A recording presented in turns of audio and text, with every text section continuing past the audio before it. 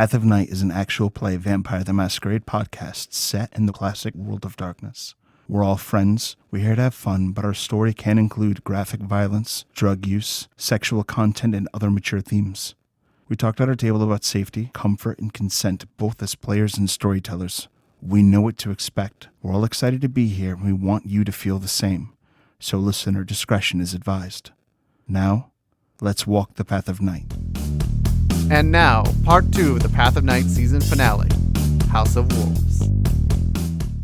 Britta, as you draw close, you can now start seeing every now and again hooded figures, leather jackets, kind of creeping around the side of the road every now and again, kind of keeping an eye on things. But soon enough, you arrive to the Rose Cliff Mansion. And there, the gates are open for you, and the limousine pulls in.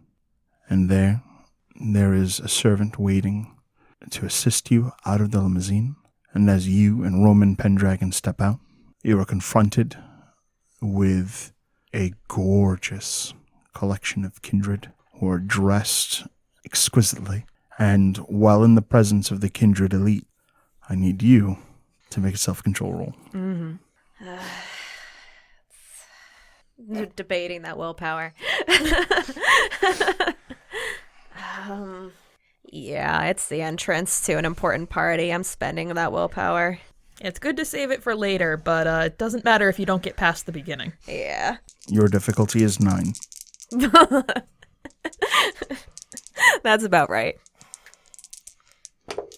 1 success because of the willpower. Nicely done. Okay, you succeed.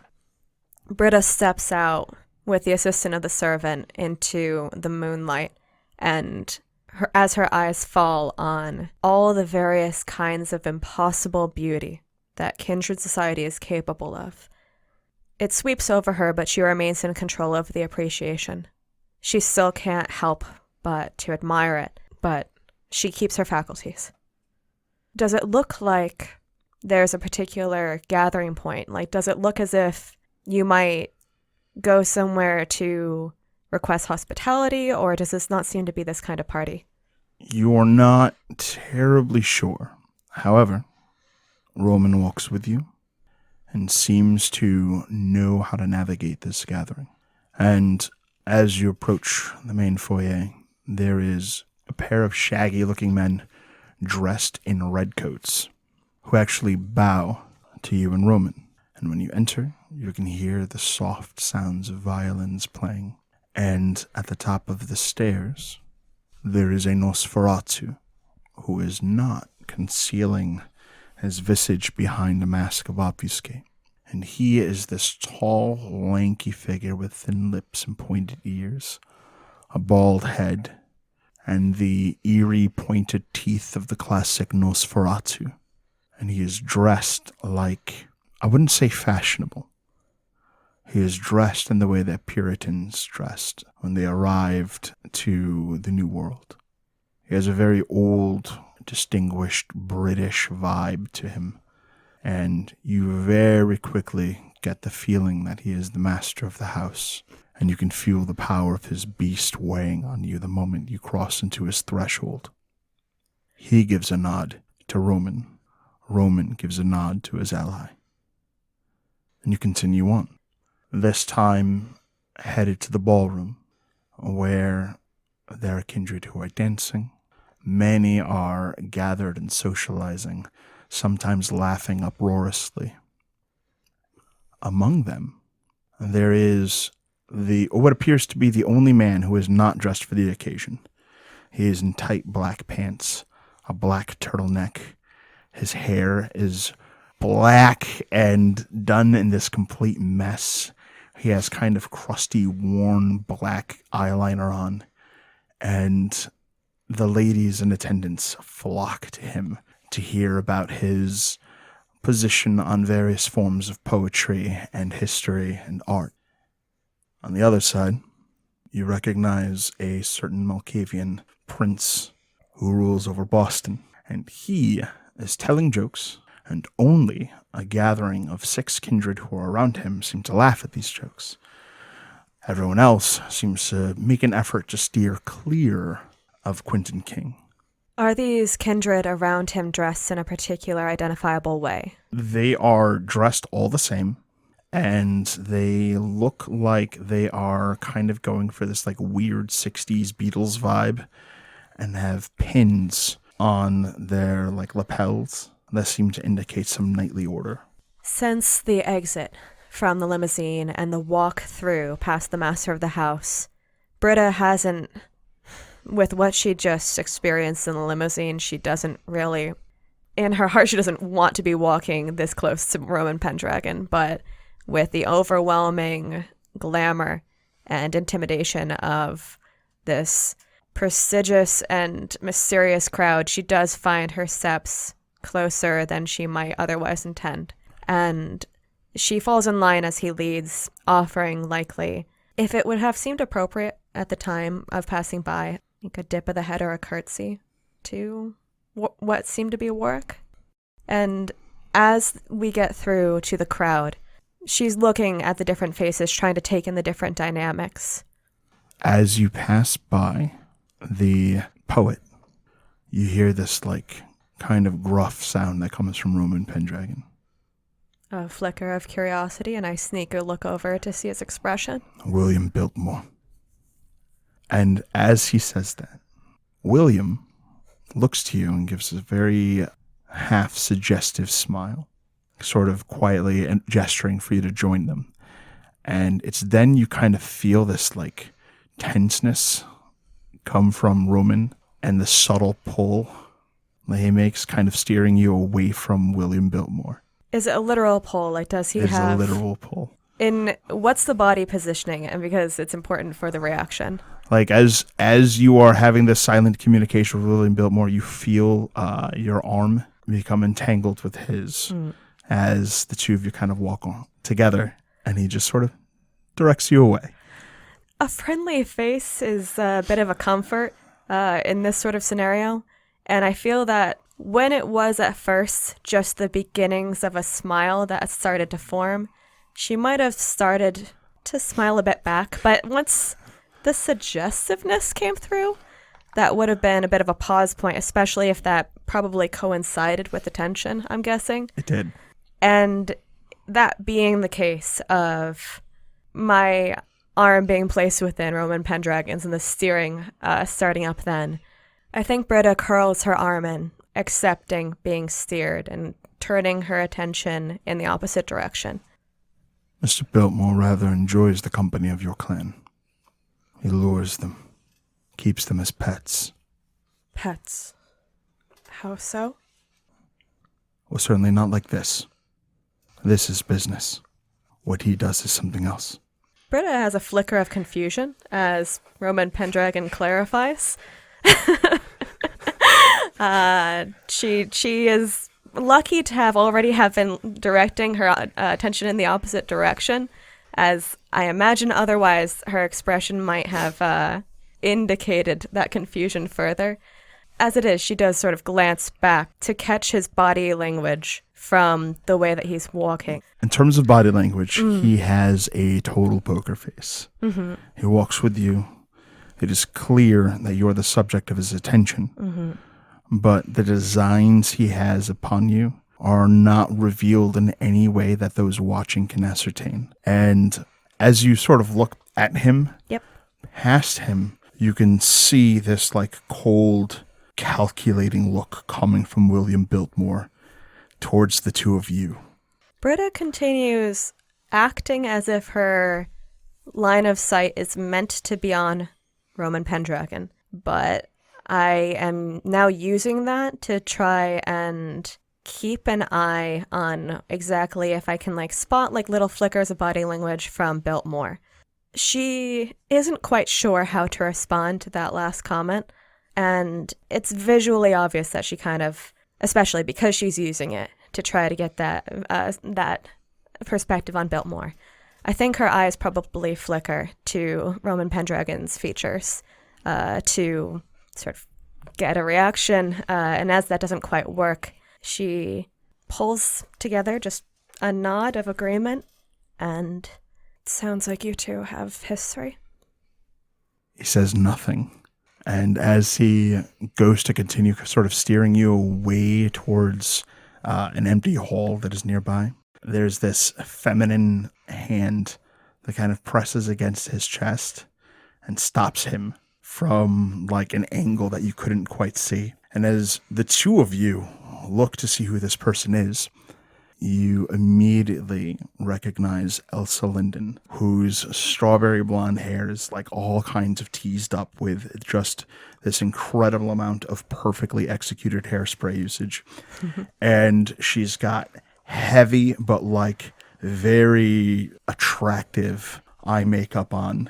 And much like how William Biltmore chose to dress in a fashion that really kind of doesn't quite fit the vibe of this very kind of Victorian goth party. Elsa stands out like a sore thumb, but is glorious to behold in her absurdly short black skirt, her combat boots, the black sports bra that she is wearing as a top, and the leather jacket, like the worn, well-used Bruja leather jacket that she wears, and on her like patch, she has like a patch on her shoulder that just reads Regicide, and she gives Roman this like very confident smile and says to him like, "Oh, you look absolutely dashing, but you hear something different." And through this conversation, as she begins to shower compliments onto Pendragon, you hear her say to you, "This place is dangerous, but you have to get out of here as quickly as you can. What is your plan?"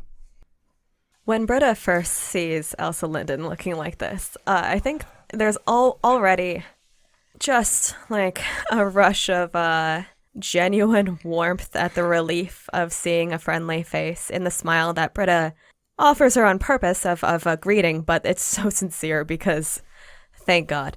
But that like warmth is kind of mixed with the wonder. Nothing she's worn looks like this. No. No, you are shocked that she knows that what a leather jacket is. She's got very like mid-'80s Madonna vibes. Right now. Yes. So I think like there's that like wonder that kind of takes over for a moment because what? She looks like the hottest Bruja I've ever seen. But as she warns me that this place is dangerous and asks me about my plan, I haven't used double talk before. Would one of her compliments be something along the lines of how are these like about the suit? Are these about the eyes? Like, is it just a shower of compliments?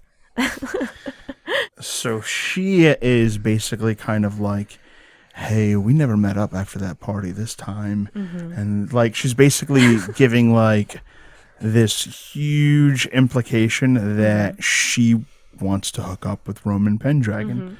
And that maybe tonight could be, a lucky night for him. But she's subtle about it. She's not like throwing herself. You can She's always not winning turn it it. into complimenting. Yeah. To compliment her. Yeah. So it sounds like Elsa's carrying on small talk. That was actually my plan was to. So my intention is to give her a compliment that leads into me saying that I could give them a minute. But for the actual message to be, "If I don't play along, he'll hurt my coterie." She turns, looks at you, is like, "By the way, and you look absolutely lovely." And she leans in and kisses you on the cheek. And when she is saying that, she says to you, "Where is your coterie now? Can they get here?" It means a lot to me that you'd say I look beautiful, so on and so forth. And the actual message is, I'm not sure where they are. I haven't been able to contact them. I'm going to come on strong, and I want you to just walk away. I'll keep him here. But you have to just, and before she can finish conveying her message to you, a very tall Warwick is standing by the trio, and he looks to Pendragon and says, "Is this the girl?" And Roman nods, and he says, "Very good. Young lady, you will come with me. At once." Britta dips her head in respect and moves to untangle her arm from Roman Pendragon. Roman kind of moves like he is intending on coming with you. Mm-hmm. And Warwick gives the two elders a look that causes the both of them to take a step back. And Warwick ushers you along, and you can kind of see this anger in Roman's eyes when Warwick pulls you away. On Elsa's features, there is panic.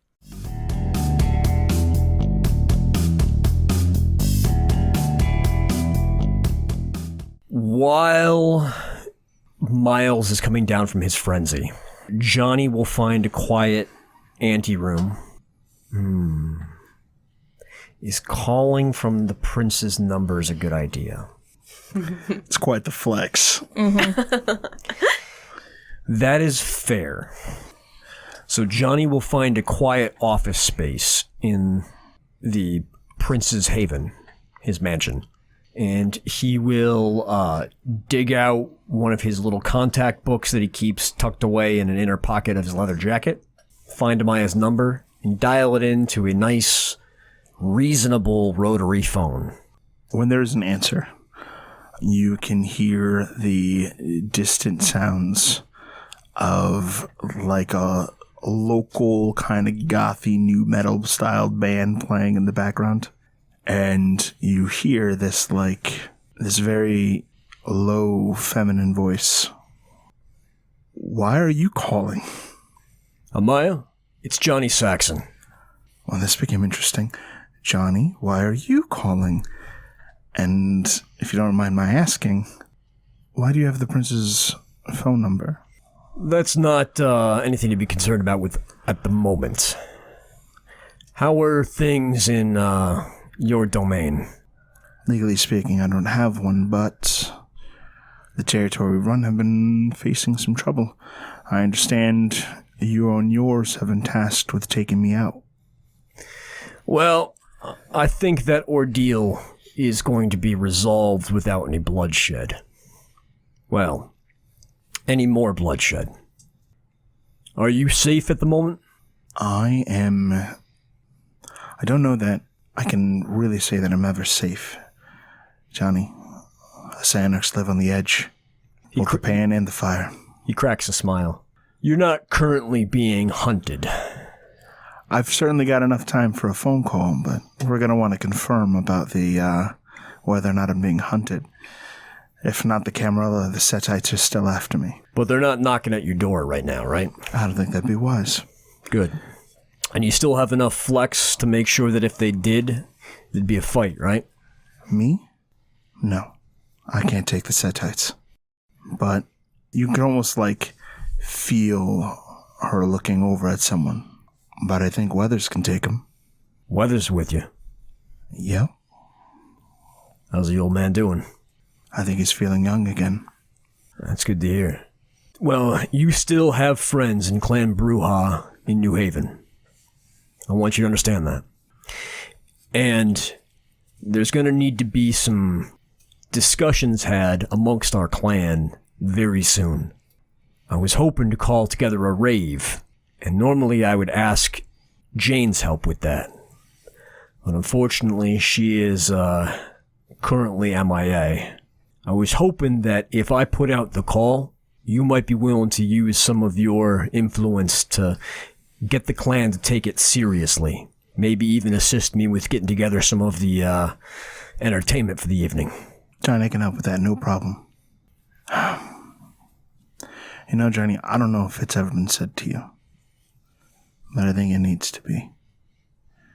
It is a fucking shame that the rest of the Bruja in New Haven aren't more like you.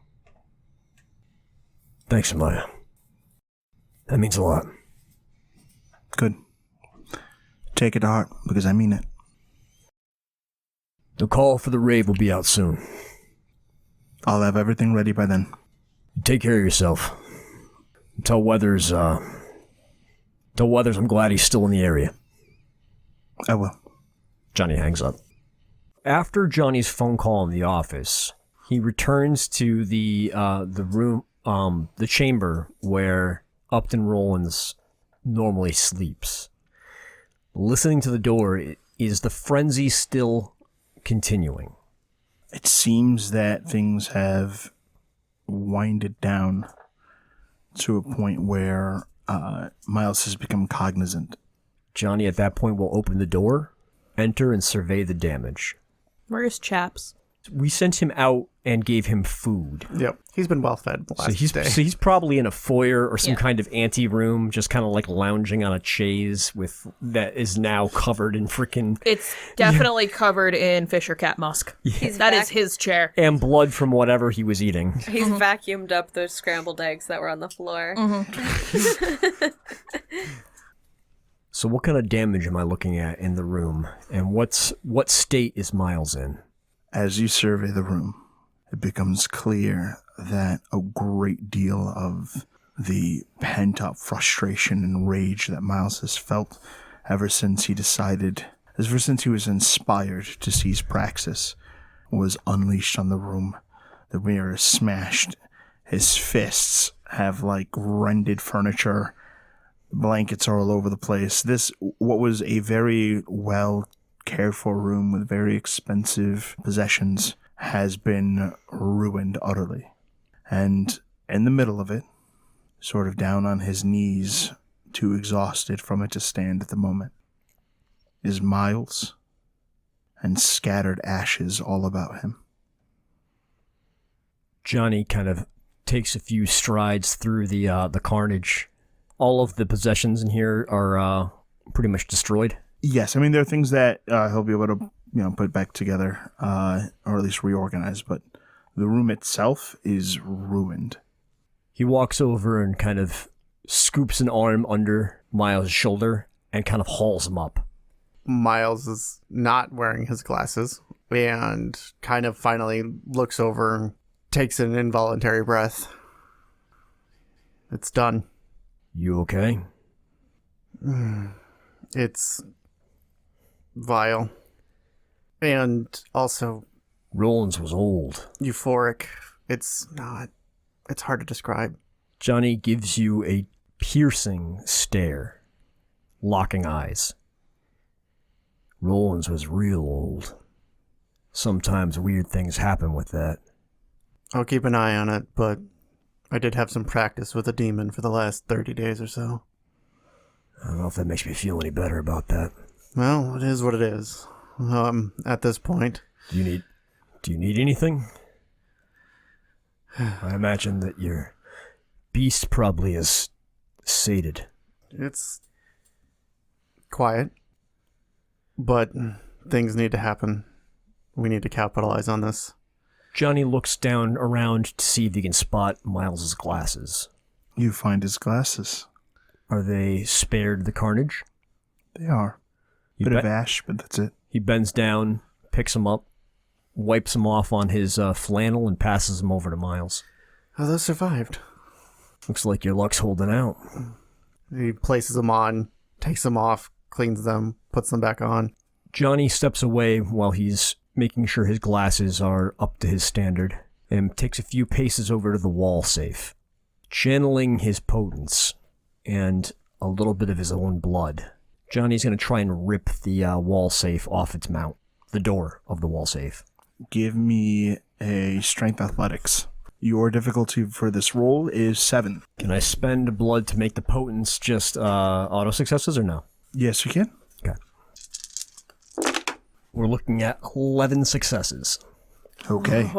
You yank the safe out of the slot that it was built into, and with a loud thunk, it hits the floor. So I was trying to just rip the door off. Does the whole thing comes out? The whole thing comes out. The door itself is kind of cracked in a jar. Johnny will push open the door and take a look inside the safe. Opening the door, you find what looks to be predominantly records, notes, various reports from past sheriffs. A lot of the secrets of New Haven are laid bare. Where the lupines are found, all of it. After a cursory glance, Johnny scoops up all of the intel, will walk over, offer it to Miles. Your grace? Oof. Miles takes the papers, briefly flips through them. This is some stuff. I think it'd be better if we left with that. We don't want any chance of that falling into anybody else's hands. That's fair. I don't think anybody will be coming here You yet. You never know. The vultures can often move faster than you think. He looks around for something to, like, place them in, like, a bag or something like that. It's a briefcase or something. I don't think You'll have to search outside the room. Yeah. I'll find you something for that. Johnny heads out and goes to grab something. He had a chance to kind of like survey the rest of the area, so he probably can find something pretty quickly. Yep. It's like 4 briefcases worth of stuff. He dusts himself off. He picks up the bag after they've deposited the papers in the briefcases. We have to get back. We need to make sure his ghouls don't flee or do anything extreme. You never know how ghouls going to react in a situation like this. Right. You let me know who I can wrangle up and pick up, and I'll get on it. Well, they should all be in my former haven, so we should go back there, and we should get ready, because I'm going to start calling court together. Do it soon as you can. I'm sure that nobody yet knows what happens here, but I would be surprised as hell if the Webb didn't already know something was up. We got to get moving. Johnny nods, and we'll head out with a few of the briefcases we've collected and make his moves out to the Suburban we took here? Yeah. To the Suburban that we took here. As you guys are doing all that, can I get an investigation roll from both of you? Of course. Perception investigation? Yes, please. Difficulty of this roll is 7. I will spend a willpower on it. And I'm curious if the fact that Johnny is a bully boy, if there is any kind of overlap between that position and this particular kind of investigation you're looking for. Yep, I'm going to give you a 2 die bonus. Beautiful. Great. If I have no investigation, I should not roll. Correct. All right. I'll put these dice back in. We're looking at 3 successes. Okay. With 3 successes, you find a file named Brittany. So as he's loading the papers into the briefcases, he stops and kind of just blinks a few times looking at the Brittany file. And we'll flip open the cover and take a look at what he's found. Inside, you find images of Britta out and about with the coterie, hunting, her in her haven. All these like kind of old-fashioned photos taken of her. And in it kind of talks about the various reasons that she is suspected of being in connection with the Webb. You see signs of her involvement with Operation Longbow. Some of it seems like a bit of a stretch, and while they don't seem to be aware of certain truths that the coterie has discovered about her, they do know for sure that something is up. And in it, Upton Rollins is advised to lock her down with a blood bond in order to protect the interests of his court. Who's the one that's advised him to do this? The author of the reports that have been submitted. It is advised by Fester, who has the coterie's electronics on tap at Upton Rollins' request. The oldest picture in here of Britta. When is that? The oldest picture that it shows of Britta is the group of you piling into a vehicle, getting ready to head for Hell House. Okay. Johnny closes the folder and hands it to Miles as he packs up the rest of the info. Looks like I was right about the Webb. They definitely probably know something's up already. Looks like they've been keeping closer tabs on us than we think. Miles will flip through the folder. Well, this explains a few things. I guess we'll need to have words with Fester. Gonna give him the courtesy of words, huh? He seems to be trying to protect the domain. I have an appreciation for that. Yeah, that's why you're Prince, not me. Let's go. Good find. Now that everything's packed up, we'll head out to the Suburbans. Call Chaps out with us. Comes out just like tired and groggy from all the food. Good job, little dude. Does he bring like a cushion from the chair with him? Yeah, the one he's been doing awful things to. It's his girlfriend now. Anyways. Get us out of here. We got chaps. Everything's secured. It's weird hearing you make wind noises. It was very handy. Uh-huh. Call it what you like. I'm sorry, what?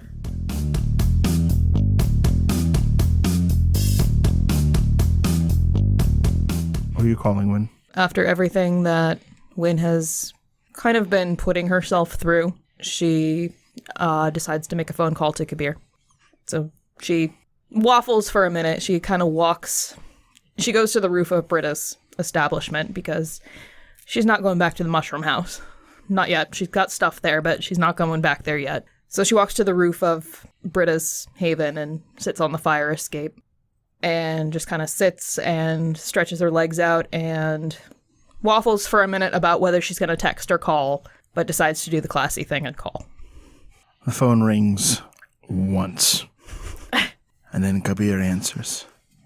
Wynn. Hey. The sound of your voice. Is everything well? Ish? No. Wynn, why is it ish? A lot of reasons, man.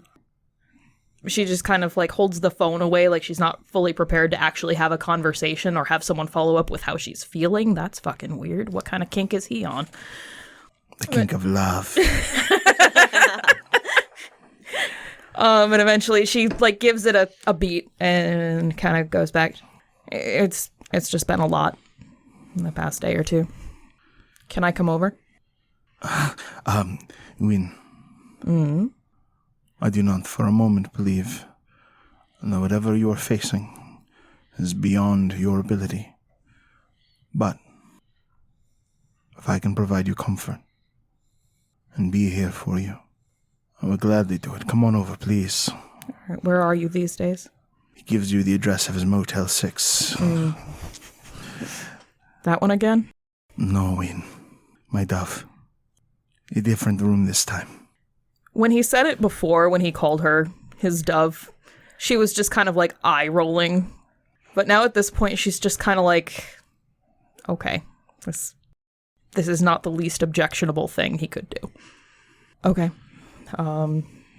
Guess I'll be there soon. I can hardly wait. Yeah, I've met you, I know. He disconnects. And time permitting, Wynn heads over to Kabir's.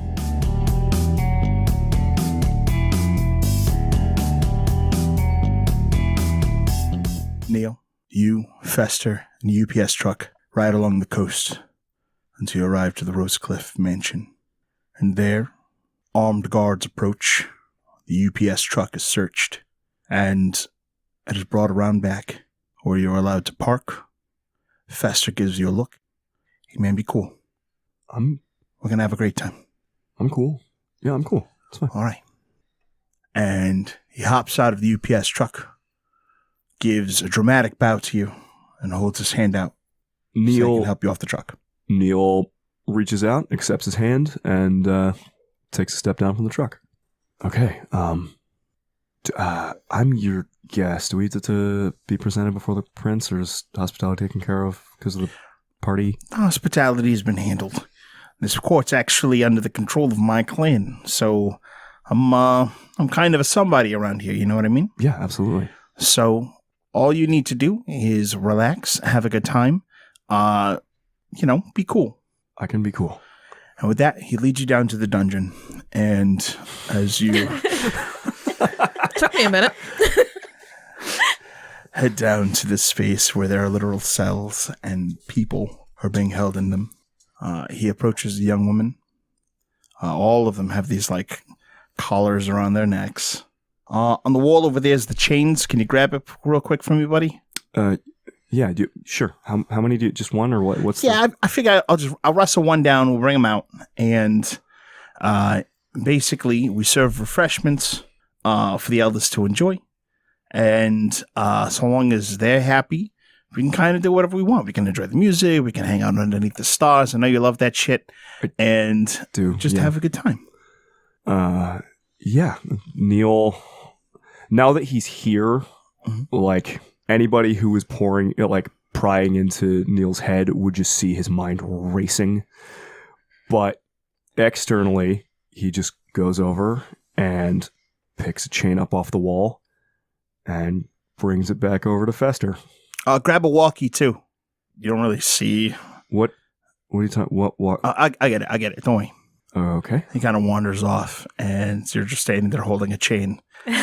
And after a few moments, he returns, and he has a walkie-talkie, approaches you, and he's like, hey, you hold on to this, okay? There's basically guys running a perimeter, watching the whole place in the event of danger. Okay. Listen to it. Let me know if there's any trouble. Okay. If there's trouble, we'll worry about it then. In the meantime, you give me the chain. Neil just immediately pushes it over. All right. And we're just going to walk around to serve refreshments. Yeah, okay. Yep. All right. And not really knowing what to do with the walkie-talkie, Neil turns the volume down low-ish. He's got good hearing. He'll keep an ear out for fuckery. Thank you, Fester, for handing me an information module. But he'll try and like clip it on his belt, like kind of like out of the way. Just not really sure what to do with it. And sort of clips it down and goes, okay. Actually, is this one of the ones that has like the earpiece that... Mm-hmm. Okay. Neil will clip it inside of his jacket and then run the earpiece up and put the earpiece in his left ear. And then turn and look at Fester and give him finger guns. All right, man. Let's go. Yeah, let's go. He clicks the chain onto this hapless mortal and gives you finger guns in return. And then with like a harsh tug, he starts dragging the girl out, who tries to hold on to the bars so that she isn't forced out of the confinements that she's in. But he just overpowers her, and the three of you start heading upstairs. Neil is trying very hard to keep his expression calm. Don't worry, Neil. I'm going to take care of this. He like grabs her, and you see kind of the light go out of her eyes in terms of her willingness to resist. Mm-hmm. And once she's complacent, he starts walking her up the steps. Under his breath, Neil just goes, it's not really what I was talking about. Even in his low humanity, even in his newfound lack of care. I mean, Neil's the kind of guy who gets too anxious to feed off people who aren't asleep. So, like, clasping people in irons and parading them around is unnerving for him. But he is doing his best to follow along and just maintain that facade. And under his breath is just still giving that mantra of the coteries' names and who he thinks he's supposed to be like right now. Back straight, he follows Fester up into the party. As you head into the party, you see a group of Nosferatu creeping around the gathering and sort of just taking in this weird glee that they seem to find in them being able to watch all these conversations while they themselves remain unseen. Neil has been around the Nosferatu long enough and has been someone like that himself to know that, like, it's rude and unexpected to be pointed out that you're not as obfuscated as you think you are. It doesn't want to, 100% give that kind of stuff away. However, does anybody like look at him specifically, or is he managing just to be sort of like not obfuscated in the discipline sense, but like obscuring himself of just like, I'm nondescript and just kind of hanging out? Yeah, people seem to kind of overlook you, but not in a condescending, dismissive sort of way. Just you fit in. Great. So he'll just not point out the mass presence of Nosferatu creeping around listening to people. And while he's following Fester and like kind of keeping up chatter, or we'll try and actually be helpful in that sommelier sort of way of like, oh, that person might, this just sort of pointing around at any moment that Fester looks like he's not sure where maybe he should go. But while he's doing so, his eyes are just sweeping the crowd as best he can for Britta or for Roman Pendragon. As you sweep through the area, one, you notice that a number of the Toreador from the New Haven domain are present. Like, oh no, like 2 or 3, but not zero, which is really kind of what you came here expecting. Yeah. And they seem to be playing lookout. in a very subtle fashion for Elsa Linden, who seems to be having a very serious conversation with Roman Pendragon. But there's no sign of Britta. That gives Neil pause. Both seeing Elsa and a small lookout retinue at all here was something he did not expect. He expected to be completely alone here, other than like Fester and hopefully Britta. Then seeing her talking to Roman Pendragon is also sort of like, what the hell's going on here? And then not seeing Britta at all. Neil doesn't actually break out into a sweat, but is just like, okay, well, what do I do here? And looks at Fester. And is like, hey, what about them? They might be hungry. Keep tensions down. Oh, shit. You want me to just walk up to Roman Pendragon? I thought you said your job was to... Give me a second. Do you want me to do it? Yeah, fuck yeah, here. You hold the chain. I'm going to keep you company, okay? And just relax, okay? And whatever you do, make sure we look cool. This is someone I want to be impressive to. If I've learned anything from Miles... And he sort of looks deliberately at Fester when he says Miles. And honestly, Johnny and Wynn, but basically every member of the coterie but me, half of looking cool is just the confidence that you're cool. That's what Miles said anyways. Miles Also, never those said big fucking biceps. Yeah, that too. I mean, that's obviously Johnny's trick, huh? I don't know. Bitch is I don't. fucking huge. He's a big guy. Yeah, sure.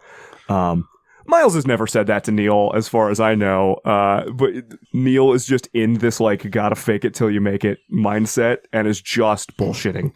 And I was like, all right, yeah. Yeah, hang out, man. Let's do this. And Neil, with the earpiece in and his tuxedo and makeup and roguelock, straightens his spine even more as much as he can. Neil, not a short guy once he actually has not terrible posture, takes the chain from Fester and just doesn't walk like directly across the dance floor like an idiot, but like makes his way over towards Roman and Elsa and the Toreador. And trying to manifest that confidence out of nowhere, confronts his worst fear, which is a high group of mean Toreador who have been mean to me. And walks over and goes, could I interest anyone in some refreshments? Totally, like just talking over whatever conversation is happening as he approaches. In that, like, the waiter who wants to refill your glass when you did not ask him to kind of way. As you're approaching, you can hear Elsa saying to Roman, you cannot just have an outburst.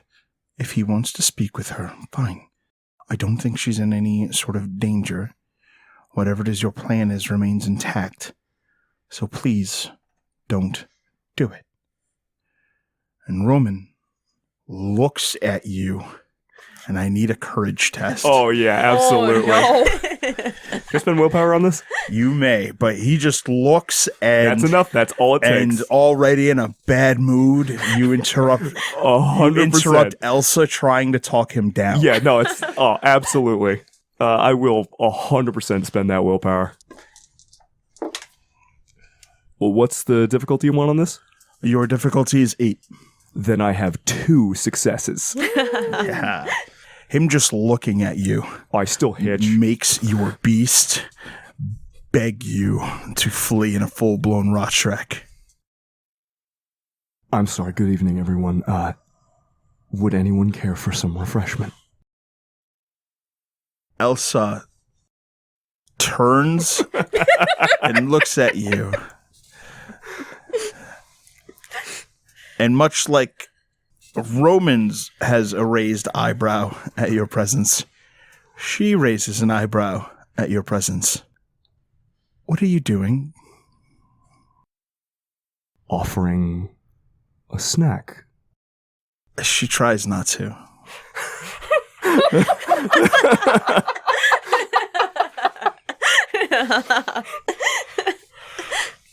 but there's this panicked giggle that comes from her, just like a fucking here we are laugh. Roman does not laugh. Yeah, I wouldn't imagine he does. He reaches out, grasps the mortal that you have held by a chain, and he bites into her. And her body makes this jolting motion as veins burst and her arteries kind of like start to give at the harshness with which he draws vitae from her. And when her eyes start to flutter, he lets her go, cleans off his lips but does not bother to lick the wound, and looks at you. Good evening, Prince Pendragon. Miss Linden. It's a pleasure to see both of you. Those who are here to serve as servants do not speak. Technically, I'm a guest. Then why are you holding the chain? Because I'm doing a favor for a friend. I see. And that favor is to act in the capacity of a servant. Oh, see. You should be quiet. Why not? He turns and walks away from you and Elsa. Fess are kind of like, that was not exactly what I, so was that good? I mean, you're supposed to serve, and he is an elder who was served. I see that as a success. Why am I so afraid? You know what, can I get the chain? Sure, man. Yeah, okay. Absolutely. All right, thank you. Elsa looks to the two of you. So, matter of interest for you. His Grace, Prince Warwick, was aware of the arrival of your companion. And what looked previously as though Roman Pendragon had an interest in Britta has evolved into Warwick knowing who she is. Is there a reason that Warwick might want to speak with her in private? Neil sighs, looks around. I guess that depends on what kinds of questions he might want to ask her. Neil was like too shaken up just by this whole social scenario to like really fully hide that he probably can think of a couple of reasons why Warwick might want to talk about Britta, but he's absolutely not saying them out loud. Neil. Yeah. How long have you been in the Camarilla? 30 years. For 30 years, you have walked among the Camarilla. You have come to understand that privacy does not exist. Yeah. But elegance does. Mm-hmm. What needs to be said, so say it in a way that will help Britta and not damn her, but say it. Honestly, I just didn't want her to be alone here, and I came to get her out, and Neil looks outside. There's like huge-ass windows in here, right? Oh, yeah.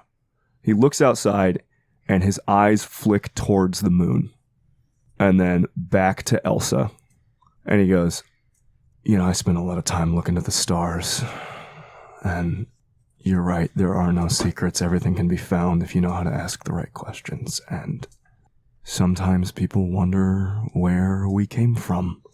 I had a conversation once where someone told me, and Britta, more told Britta, I was listening, that sometimes you are enslaved to where you came from, and it is difficult the more you learn to cut your own path and be your own person. And I think she's done a damn good job in the last few tumultuous months of being a member of the Camarilla, being her own person. But that doesn't mean people don't want to ask about what it is they think she might know. And his eyes drop from the moon down to the dark water. When we return to New Haven, I would like to speak with you and see to it that you are publicly rewarded for the aid that you gave me some months ago. I have not forgotten. You and I haven't really had a chance to talk recently. I feel like I need you to know that I didn't do that looking for boons or public acknowledgement. Maybe naively, maybe idiotically. I did it because we said we would. And when I set my mind to keeping my word, I do. I didn't do it for reward. I did it because that's who I am. And I am much more interested in honest friendship than I am in that sort of thing. Maybe I'm an idiot, but that's me. I need you to make me a promise then. If I can. Get Britta home. I'm gonna try. Not yet. Get Britta home when she's finished with what she needs to do. What does she need to do? I don't know. Is that what you and Roman were talking about? What she needs to do for Roman? Prince Pendragon? He looks around like, oh my god, did somebody hear me say just Roman? I don't know what it is that Britta needs to do. But I'm here because I saw her here. Okay. Okay. If I could see her, I could figure it out. I could... Where is she? Also, what is that smell? It's, It's, wolf panther. Fester likes it. He wanted us to have matching scents, so I didn't want to sneak in, so I'm his... I need to go. Excuse me. Sure. Yeah. Okay. She just walks away. That little smell comment, like, breaks Neil's nerve. It's like the final little straw that just is like, okay, this is too much. I don't... Shit. And Fester, like, went back downstairs, right? He, like, took the... So Neil's just alone at this party now? He has no idea what to do from this point. And just looks out the window up to the stars and just... He's not casting a spell or anything. He just goes like, please, please, please give me some sort of sign. I got this far and I don't know what to do. And he looks back down. Warwick has Britta, not knowing where that is in this mansion right now, or the fact that if he just bursts in, we'll be fucking dead, probably. And the fact that Elsa was like, let her do what she needs to do and then get her the hell out of here. Neil does the unthinkable and for the time being goes to mingle. When you look out over the water, you see like a half dozen speedboats out on the water, just kind of floating there. At night? At night. And that's kind of when you hear like a little gasp as Fester's like, oh no. And the mortal that he kept on a chain has fainted from apparent blood loss. And he's like, sorry about that, guys. This kind of stuff happens. Juice bags, all that. And he just kind of bends down to pick her up and smudges a bit of blood on his, like, shirt and gets this look of panic, like, friend, help, I look like an idiot. Neil floats over, trying his best to help his friend, right? And just... Hey, man, it's an opportunity to show him. Just pick her up, okay? Just pick her up. And he takes a thumb, because Roman did not lick the wound, right? Like, there's still blood all over. Was Fester wearing a white shirt? He was. And Neil takes his thumb, and in a move very similar to how he's moved in private before, as a blood sorcerer, rubs his thumb along the blood on the woman's neck, and then traces a bloody thumbprint on the white flower on the boutonniere that he got for him, and just looks at him and goes, now you match. His eyes. You're the shit, Neil. And he claps him on the back, and just like, just take her downstairs. Bring somebody else. You got this. Just show off how strong you are. The little man gives a nod and just casually lifts this mortal. Yeah. And wanders off with her. Was that like I don't know why I'm picturing that like fully in the middle of the dance floor like an idiot, but like, Yeah. So that leaves Neil just standing in the middle of the dance floor. Yeah. Who is around? You recognize the infamous Malkavian William Biltmore, who is sort of just standing and people watching, and is loved for it. Yes. For some reason, his odd behavior is taken as absurd charisma. Beyond that, you catch Roman heading up the stairs off to wherever it is that Warwick has taken Britta. No, she's got to do what she's got to do. Neil takes a little cloth out of his pocket, like his little like red silk like pocket square, leans down, wipes the little bit of blood that probably fell onto the floor up, tucks it back into his pocket, and then just walks off the dance floor with sort of a like, hey, go ahead and continue, everyone, kind of motion, and then just starts following Roman. As you get up to the stairs, there are guards that kind of bar passage, but the door is in sight, and you can kind of faintly hear the sounds of conversation. And Roman opens the door, slips in, and closes it behind him. With Neil's senses, can I make out what that conversation is? You may listen. I will listen. Okay. And just kind of linger. I guess we're in the front hall, right? Mm-hmm. He will just sort of linger in the front hall. Is there like a big fountain or something in here? Some sort of thing to look at?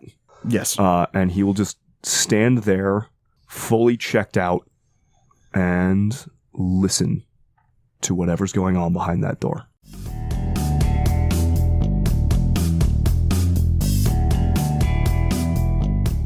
Brett is escorted to her room. It is a lavish meeting space that has been carefully arranged, and Warwick, who enters along with Britta, is not alone in the room. And at this table, seated, is a pair of individuals. One of them is a young man with blonde hair and these kind of like light hazel eyes. And he is rather well dressed, but is dressed like in a thief chic sort of fashion, not really dressed for a party. And beside him, also not dressed for a party, is a cowled figure who seems to have no hair. And when he sees you, he smiles wide, revealing serrated fangs from ear to ear. That stops Britta pretty well in her tracks, and her eyes go a bit wide, looking from the man with the wide teeth. Does he look like her memories, or does he just... He looks exactly like your memories. Then her steps halt completely. She was intending to follow Warwick into the room. She had a whole plan of grace. But that pause is unmistakable at the smile and the reveal. She looks over the man with the blonde hair to try and determine if there's anything familiar about him, but her eyes keep flicking back to the teeth. The man with the teeth speaks in this tongue that you know to be the language Gamalish, but do not know its exact meaning.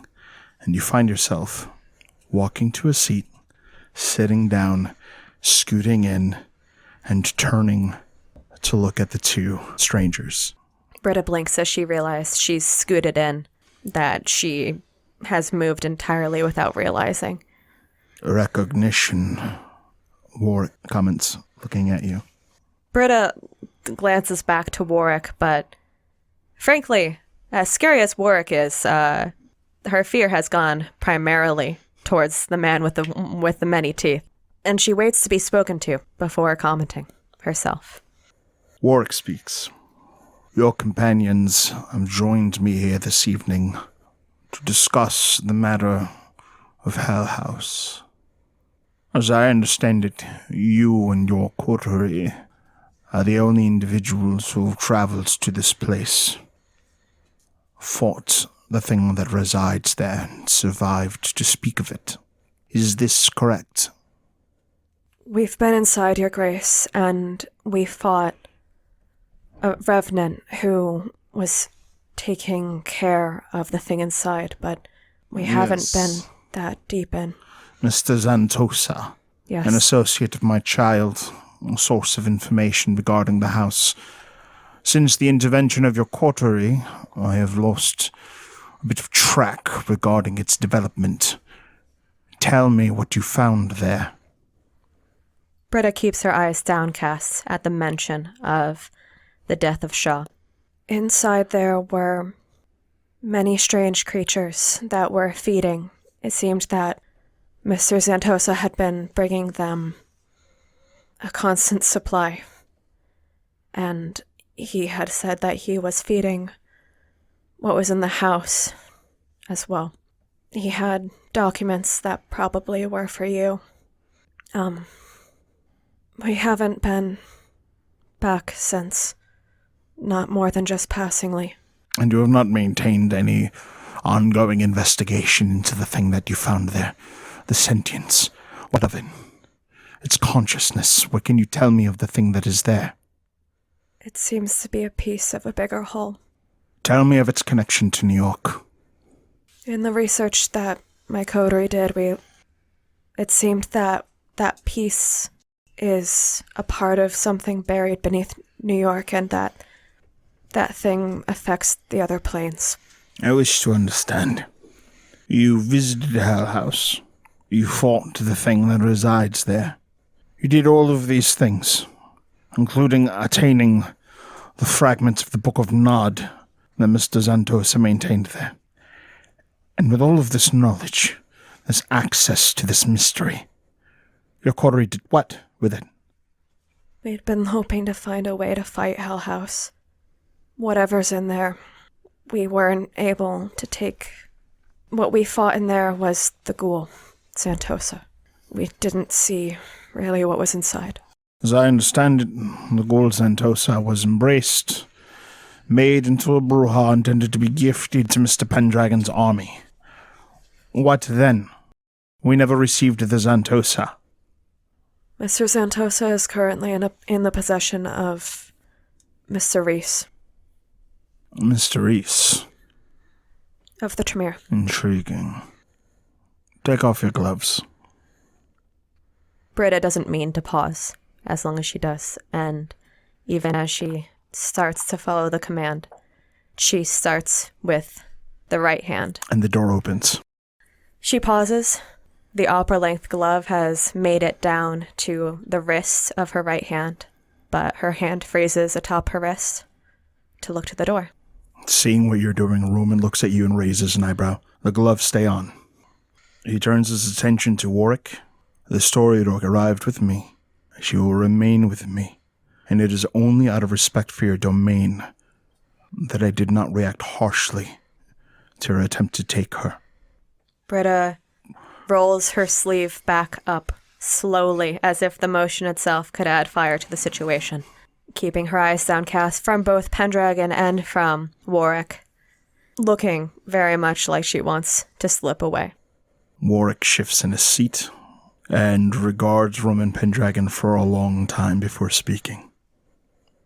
Mr. Pendragon, you are a valued ally and fellow companion of Operation Longbow.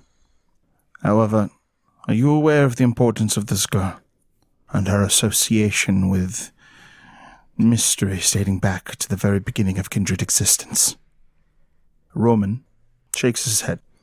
No, and I do not care. All that matters for the time being is that you have impugned on what is mine. Britta is staying completely still. It doesn't take a genius to figure out that her attention is so closely on this conversation, but it's like if she can just stay still enough that she might be immune from it. Like she'll just become a part of the air and not have to be present. But she's doing her best to keep her expression blank, subservient, despite that. There is a look of amusement on the blonde man that is watching the conversation go. Well, it seems that this meeting has become complicated, and I think they're fighting over you, he says, kind of looking at you. When he speaks, by the way, you can hear by the others present him saying, "Oh, we do not wish to cause any trouble. We are simply here to speak and mean no offense." Britta's eyes widen before she can catch it. It breaks through the mask that she'd been putting up, but thankfully her eyes are still mostly directed towards the floor. The blonde man will absolutely be able to catch that. Possibly his many-toothed companion, but... Good for you. That's a full... With the phrase, "good for you," that jolts Britta's head up, and she makes full eye contact with this man trying to figure out who he is. She knows the phrase. She's heard it before. She's heard it in a nightclub when she was confused and blank, and that echo is not welcome.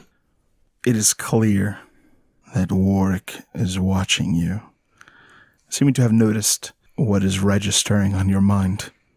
Roman approaches and offers you his hand. Britta takes it definitively. I'm sure they will apologize, but perhaps you can use some fresh air. Thank you, Your Grace. And with just incredibly disrespectful body language towards these two strangers, he ignores them completely and gives a respectful nod to his ally Warwick, who nods in return, accepting Roman's outburst. Britta will duck her head in respect at the prompt, although her body language is shutting away the two. That, as far as she can, it's directed towards Warwick. And he leads you out of the room. As the two of you descend down the stairs, you see Neil. As Britta's eyes land on Neil, there's that soft, soundless exhale of almost frustration. Just everything that's coming together in this scenario is beginning to be so much. But there's a flash, too, of just being touched that he's there. And she pulls it back as quickly as she can to not look at him in that way of, if she diverts her attention elsewhere, then maybe he won't feel that her eyes landed on him, and maybe he won't notice that she's there. So just probably uselessly trying to protect him. Clinging a bit more onto Roman Pendragon's hand to accept his leadership outside or wherever it would go. And the two of you step outside.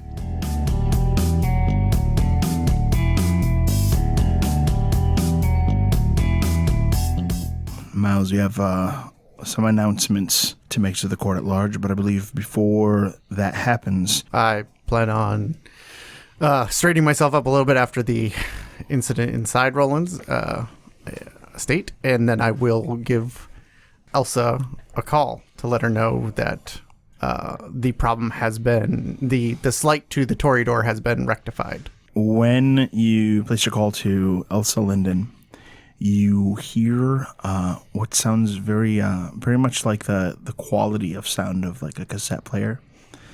And you hear Elsa's voice explaining that she is not present at the moment and asks you to please leave her a message. Elsa, this is Miles. The things that we talked about the other day have come to pass. The issue with the Toreador has been rectified. And following up, I am calling together court. I hope to see or hear from you soon. And then I hang up. Preparations are made, and Miles, Wynn, and Johnny head to the court to meet with the kindred of New Haven. When you arrive, there is the majority of the court. One person of interest is missing, but there are other members who almost never attend Elysium's courts who are in fact present tonight. Elsa is nowhere to be found, but as you arrive, the Toreador of court greet you pleasantly. There are women who kind of like tuck their hands under your arms, and the clan seems to stick pretty close to you. In addition to this, Reese and 7 of his Tremere are present. That's a lot of his Tremere present here. Coincidence? Sounds like some left-hand bullshit if I've ever heard it. Great. Well, nice smiles and laughs with the Toreador as we proceed to get court organized, keeping an eye out on the Tremere. Who's present from Clan Nosferatu? Only Renwick. But he's usually, when the Nosferatu are at court, it's only one or two of them. The rest seem to generally prefer to hang out underground. Who's present from Clan Malkavian? Of the Malkavians, only the Keeper of Elysium is present. Dashwood is present. The actual Primogen, she is not. My interactions with Dashwood previously have been generally neutral. Positive, yeah. He seems kind of indifferent about most local politics, but does his job. Competent, got it. What kind of spread of the other bully boys are present? The bully boys are exactly how they normally are. They watch the doors. They kind of hang out with each other. Some seem a little bored, but are doing their jobs. And because I've got kind of a 50-50 relationship with the other bully boys, as far as I understand. Yeah, they seem like they're unaware that anything's even going on, so they're just kind of hanging around. Gotcha. We do some small talk and glad handing for a bit, and then I will start moving towards the raised stage plateau, whatever. Dais. Thank you. Dais. Is it the balcony where Arabella was? Feels weirdly poetic. It does. I guess I'll make the loud march upstairs. Johnny will follow him and position himself in a defensive spot. In case things start going wild, I'm going to be in a place to help defend Miles. Wynn is actually weirdly appropriate for the evening. She is wearing a white button-down rolled up to the elbows. She has a vest, which clearly is not fitted to her, probably belongs to a guy. From the ostentatious nature of it, it's probably Kabir's. She has a man's dress pants on and her shit kickers, and a pair of aviator sunglasses. Fuck yes. And she's not strutting, but she is kind of keeping a very wary eye, especially when she notices that number of Tremere. She sticks her hands in her pockets at one point and is quietly giving the finger to everybody in her pockets. But not unlike Johnny, is just like, okay, if shit's gonna go down, it's probably gonna be tonight, so head on a swivel. She does keep a lookout to see if there are any spirits in the area that are not normally there, any wraiths that fuckers may have called in to attack from other planes. And she has a gold chain around her neck. Looking around for any kind of unusual behavior, you do see Toreador kind of slipping in and out of conversations, spreading a rumor. And the rumor of it is, oh my god, did you hear about how their coterie murdered members of the Sabbat? Just brutally executed them? Sending the Sabbat running? Oh my. Wynn does not flip them off. Before they're so aggressive. So dangerous. Wynn grins a little bit out of one corner of her mouth. Thank you, Toreador. On our way up to the balcony, Yeah, buddy. Johnny will put a hand on Miles' shoulder and kind of catch his eye. You've got this, Your Grace. And spend a willpower to give him iron will. You feel like a total badass. More. I was like, I am. I also spend blood to up all of my physicals to 6. All right. So we continue up the stairs. We survey for solid 60 seconds before I wrap my katana on the ground to gain attention, much like Reese used to do with his sword cane.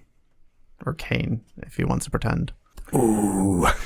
The court turns to you, and as you go to speak, the doors open, and a group starts filing in. And they are dressed in kind of very mid-90s streetwear, like bright blue jeans and sneakers. A lot of it's kind of a little worn. They have this tired look about them, like they've been journeying for a long time. And sort of at the head is this man who has a thick beard and keeps his head covered. And with a long coat on, the big thing that really stands out about this guy is that he has completely obsidian black skin. And with this weary look, like just not like trying to be menacing, but just tired. Right. They shift to the side and sort of wait to not be any more of an interruption to whatever the court's proceedings are. A lot of the court starts looking at them, and they're like, Assamites, what? Why are we about to be under attack? What's going on? And they look up to you.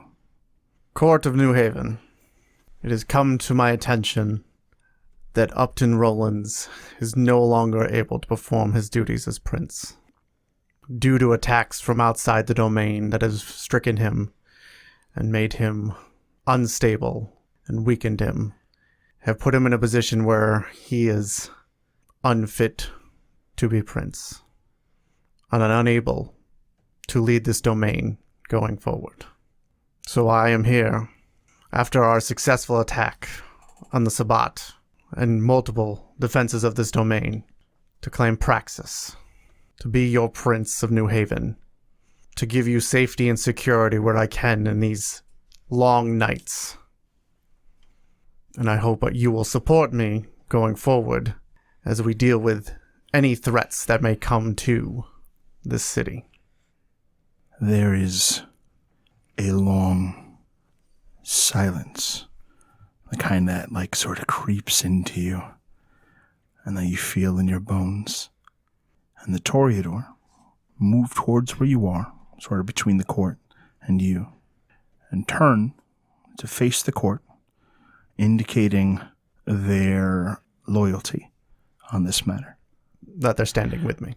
The Tremere then approach the Toreador and stand by them, turning to face the court in the same gesture. It is then that John Reese approaches, sort of ending up somewhere between the Toreador and the Tremere, bends the knee. Your Grace, congratulations on your claim of praxis. I humbly request hospitality for myself and my clanmates who are here. And then behind him, the court starts lining up, waiting for their turns to request hospitality from the new Prince of New Haven.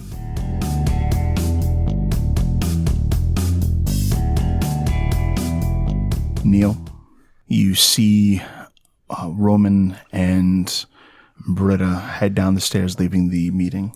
There's something different about their body language as they pass by. Somehow, whatever interaction that existed between the two of them before has shifted and become more, perhaps, conspiratorial.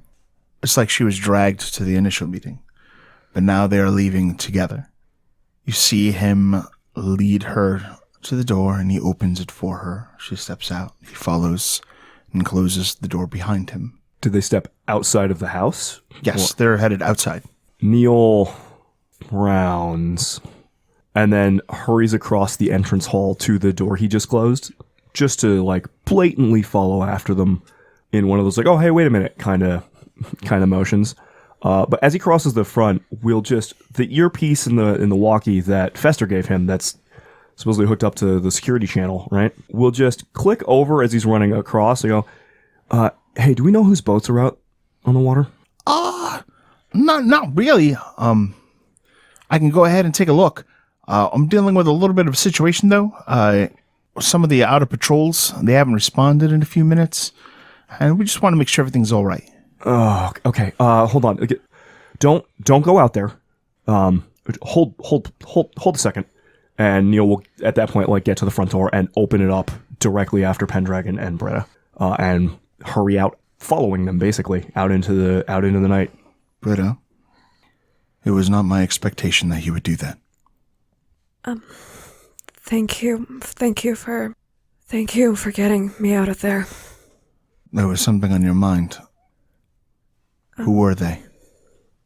Britta looks down and fiddles. It's clear that she's weighing the choice of saying more, but she looks back up, eyes flicking to the ground, to him. I think I knew them before I lost my memory. And she looks to his face, searching his expression for where he's at emotionally. Give me a perception plus empathy roll at difficulty 8. Oh. Well, does my new spec apply, Lex? Yes. I should probably say into the mic what that spec is. Empathy villains. Yes. Right, you say it into the camera. I almost said camera. I stopped myself. Yeah, Rebecca turns and looks Rebecca's like- directly into camera. Rebecca's like, with the smuggest expression, I should say what the spec is. Shouldn't I? Shouldn't I? It's villains. Villains? Everyone, hold on. Let me make sure the mic is picking that up just right. Villains. Empathy villains. Empathy villains. Very thin line, apparently, between embarrassed and... I'm going to start off with perception, empathy for the straight social role. 5 successes because willpower. With 5 successes, the only thing you're not sure of is whether or not he sees you as a person. But you are certain that he disapproves of the way that you are disrespected insofar as it disrespected him. And he is reacting to the same way that someone might care for a pet when treated poorly by like a neighbor, or if they were in brief danger. He's concerned for you, but it's not clear. He certainly isn't concerned for a peer. And the second roll? Yep. For aura perception, that will be a wash. Okay, no successes. You can't quite get a read. You start to see the colors, but it's too confusing. Mm-hmm. Do you wish to stay or leave? I'm here to do what you've asked of me. Because you have auspex up, give me a perception plus alertness. Okay. Difficulty? 7 after auspex. 3 successes. With 3 successes, it's subtle, but you smell blood on the wind. And this god-awful cologne. As you turn to find out what the source of that stench is, you see Neil approaching. Neil walks up, and when you passed him on the stairs earlier, he was very clearly like listening and intent on where's Britta, how is she okay? Like, it's very clear that he was just listening in and sort of lingering around. As he opens the door to follow you guys out, though, very clearly ignoring the brush off that Pendragon just gave, he comes up next to you guys, but now looks distracted. He has a finger on like one ear, like he's listening to an earpiece. Hey, Britta, it's just, watch my back for a second here, because, hello, Prince Pendragon. Just something might be, and he puts a hand over his eye, like one of his eyes, and looks straight up at the stars. And Lex, now that I'm out under the stars here, and I know that Britta's not, like, disappearing on me, I want to check out what's going on with those boats, because now that Fester said people are missing, I am a little concerned. Go for it. I will spend a willpower on this, too. 3 successes. Neil actually goes so far as to... You're still... Is Britta still standing, like, arm-linked with Pendragon? I mean, frankly, if he hasn't given her any... She's incredibly shaken up. Like, she's been trying to press it down in order to get through the situations, but they keep happening. Mm-hmm. And so I don't think, unless there's been, like, a prompt for her to let go of him, I think she's still holding on to him, like, tightly as a form of comfort. Then Neil walks up directly next to Britta on the other side of Pendragon and just snakes an arm into hers like they're the fucking Wizard of Oz, and then covers his eye and looks straight up at the stars. Hey, it's really good to see you, okay? Kind of ignoring Pendragon in that weird focused way that Neil gets when he's like on a mission and looking for stuff, and casts his gaze towards a particular star overhead, and then with that many successes, half of his vision goes away, and he is simultaneously here, aware of his surroundings next to Britta outside, and the other half of him is gazing like a satellite from space down onto where he saw the boats before. Because I don't like that people are going missing and Fester's nervous, and they all had their eyes out on the water, especially since like these people that made Britta nervous are here, and shit's going on. And I would like to see what I can see around that area. Neil, do you smell like blood or... What? No, I don't think so. It's Wolf Panther. While looking through, you see the set of boats kind of drifting in the water, empty. And in the case of at least one, there's the floor of it is caked in blood and ash. Britta looks incredibly uncomfortable, by the way, as Neil puts her between the two of them. She returns to the previous behavior of being still for dear life as he does this. Pendragon kind of gives Britta a look of, what is this? Britta gives Pendragon back a look of, I'm not entirely sure, but please give it a minute. Pendragon steps away. There's... Okay, well, he might actually want to hear... I don't know. I think something's going on right now. We need to get the hell out of here. What have you found? Oh, I don't know.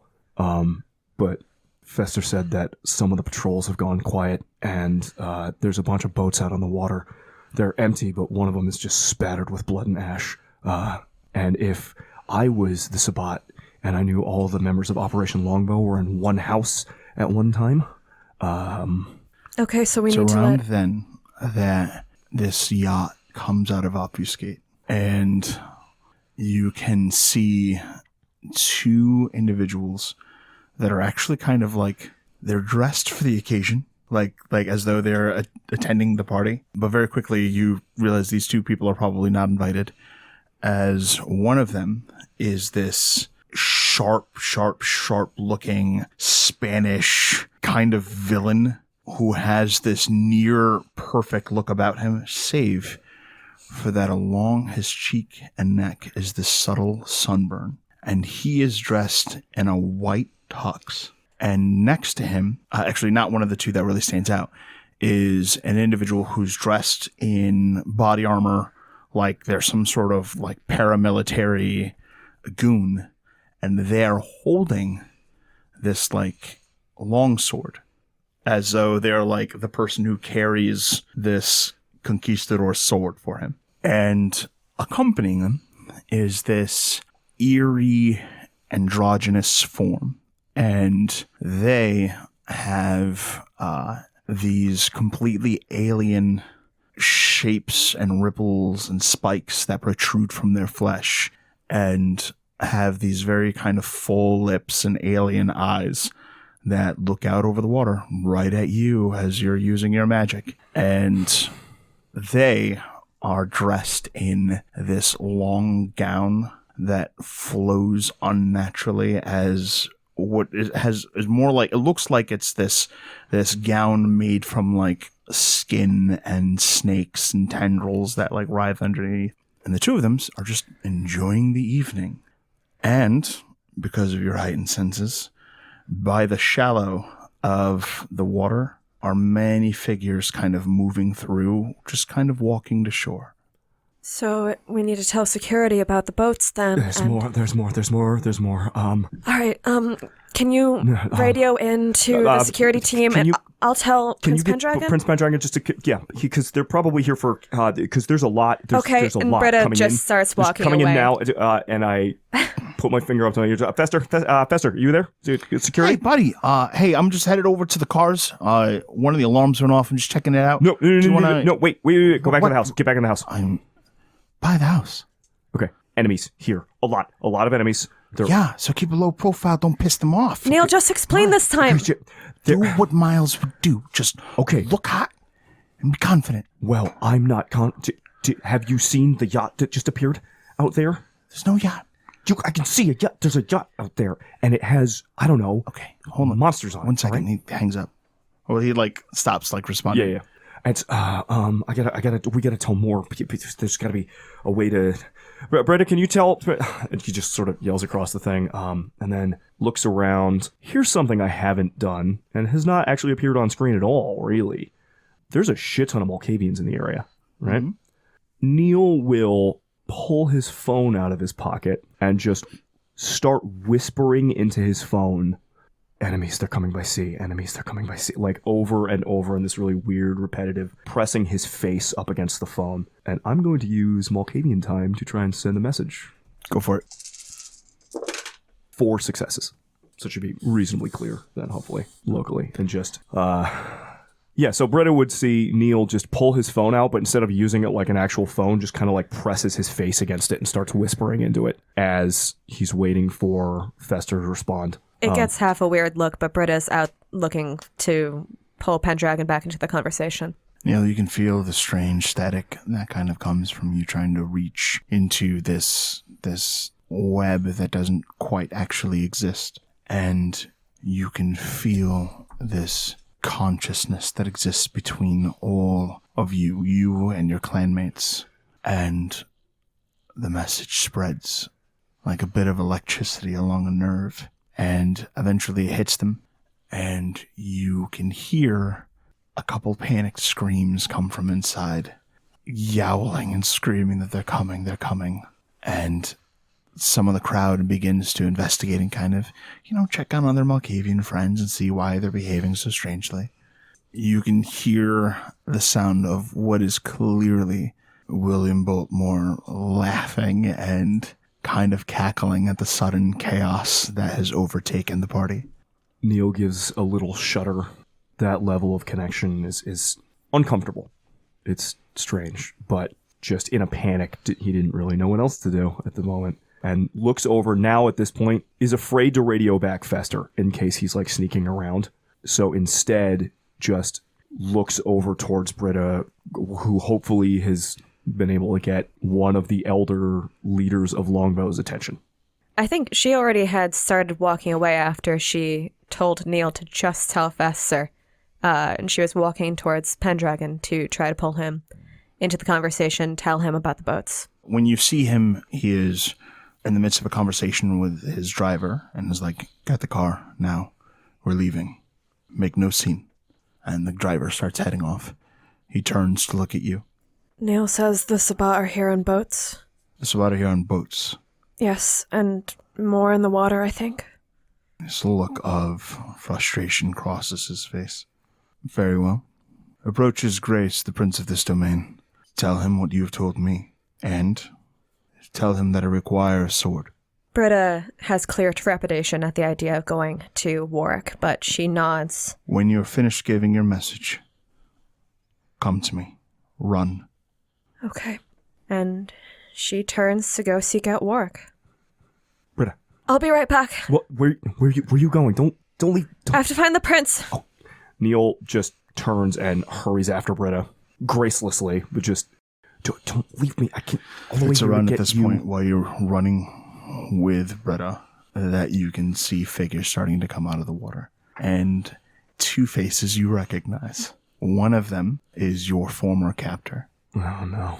And she has arrived. She carries with her her sword, and walking along with her is what has to be Johnny Sire. He kind of like is wringing out his long hair and kind of has this look of intrigue and excitement as he scans the field for any signs of elders. Oh my god. The only hesitation Britta has is pulling up the skirt on her dress so that she can run faster, and nodding to Neil to come with her as she seeks out where Warwick once was. Carmen and Delgado are here. They're two. They're here too. They're over there. Get in the house. We gotta get the hell out of here. Faster we do this, the faster I can go. Let's go.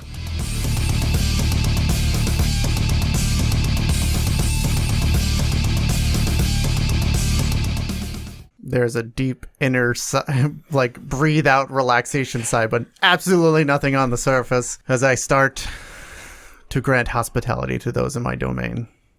As they line up, Wynn looks at every single person who is lining up, just seeing if there's any surprises. Oh yeah, there's a lot of people who are very surprised that a bunch of Sabbat got killed, the prince got killed, and here's Maz like, "Yo, I'm in charge." Like is there anyone who who has been in opposition to Miles that might not come and seek hospitality from him? That does not appear to be the case. Okay. Even his rivals, his most staunch public rivals, such as Reese, Yep. have bent the knee and requested hospitality. I specifically run Wenwick. I assume Renwick still approaches. Yeah. I ask him to meet with me afterwards. He gives a deep nod and agrees. Johnny will actually hop up in line, and when it's his turn, he'll step up, take a knee. Your Grace, Clan Bruja is currently without a primogen. Our former primogen Weathers has been attending other duties and responsibilities within the Camarilla. In lieu of his leadership, I ask for hospitality for myself and the rest of Clan Bruja. Miles will nod, and hospitality is granted to you and the Bruja. Also, Your Grace, if I may be so bold, since I have your ear, allies of Clan Bruja amongst the Anarchs have been persecuted by ordeals set by the former prince. May I ask that this ordeal against Amaya of the Anarchs be suspended? I acquiesce to your request. Johnny bows his head. I think all of Clan Bruja thanks you for this generosity and sanity. It is my pleasure. And taking this moment to speak of generosity, the city of New Haven has been under siege for a number of weeks now, and we will be dispersing funds from my personal accounts to see that everyone has security in their own domains. You will be provided money to get a New Haven, to upgrade yours, to do what you need to do to feel safe. And then that goes for all inhabitants of New Haven. From the Toreador, there is uproarious applause, and the rest of the court seems to kind of fail to resist their infectious ways, and in moments the entire court is loudly applauding you. Johnny will step to the side. Guys, this is a superpower trip. Literally, Tim's like, guys, this feels too awesome. I need a second now. So much power. Once Johnny is out of line, Wynn will step into line, and she will take her glasses off and bend the knee to him. I am a clan of one, Your Grace, but I ask for hospitality for my clan. And the whole time she's talking, she has her eyes crossed, just because she can't possibly take anything seriously. My internal response is, hey there, Iceman. You're more than a clan of one. You just happen to be the only occupant currently.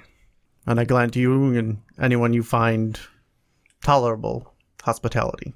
Thank you, Your Grace. From And the then- shadows, Kabir's like, yes, She thinks I'm tolerable. technically in. I am tolerable. Could be I the think- tolerable. And before she turns around, she puts her sunglasses back on. But The Assamites approach. The man with the beard among them, kind of like thick eyebrows and these like old eyes that have kind of seen parts of the world that the camera just doesn't tread into. And he bows. Your Grace, it is my humble request that you open your mind to the idea of accepting the Assamites into your court and acknowledging us as Camarilla citizens of your domain. And he bows again. Your name, traveler.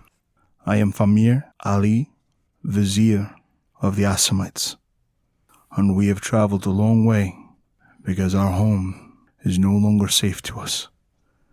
Those who have come with me, we are not assassins, we are artisans, scientists. I nod my head gravely at him. And I'm taking a quick perusal of the general crowd's reaction. There is an old fear of Assamites, and the court is sort of reacting the way you would sort of expect someone to react to, an infamous clan of Diablerist killers. Wynn kind of stares at the man who is asking for hospitality and is like discreetly like cleaning her nails to hopefully assuage some of the fear that the prince is about to be attacked from the court in general. Okay. I look down to Famir. I offer the safety of my domain for now, so that you and me and a few others can discuss this going forward. He bows again. You are a kind prince. Congratulations. Thank you, Famir. They sort of back off and retreat to like a little corner to not interact with the local court and not be seen as much of a threat as they currently are. I guess we go through the line unless there's any specifics. You go through the line. It is exhausting. Lots of platitudes. Yep. And your phone receives a message. I'll take a small break and take a look at it. We need to talk now. And the number is from Arabella Rowlands. My favorite venture. Like the only one left. She gets a text. Where? Upton's office. I'll meet you in my office. Yeah. Hell yeah. Be there in 5. So I will finish off whatever line there is left or whatever to some platitudes and then take a moment and excuse myself to a break. And I'm like, Yeah. Yeah. If he's looking like he needs to take a break, Wynn will kind of lean her head in and be like, do you need a minute by yourself or do you not want a minute by yourself? I'm going to my office. I'd rather not be disturbed for a few. Here's hoping you aren't. What does that mean? Immediately disturbed. Just go to your fucking office. Why is this a thing? What do you... all right. She just kind of says, fuck you, and Fisher Cat. So in open court, you just hiss at Miles and then... The sound of an Good-natured, upset like- child. All right. I hate the fact that these two have learned how to growl speak. They're talking about me. I know it. Just try not to start anything while I'm gone. God, you're always reining me in. Jesus. I know. I'll send And you I, to Jesus. March off towards my office. In your office, the lights are on, and sitting on your desk, with legs crossed and smoking a cigar, is Ms. Rowlands. Hello, my child. I don't think we're there yet. Oh, I'm sorry. What should I call you nowadays? She kind of like gives a slightly suggestive, pondering look. So all of that struggle, and you praxis him anyways?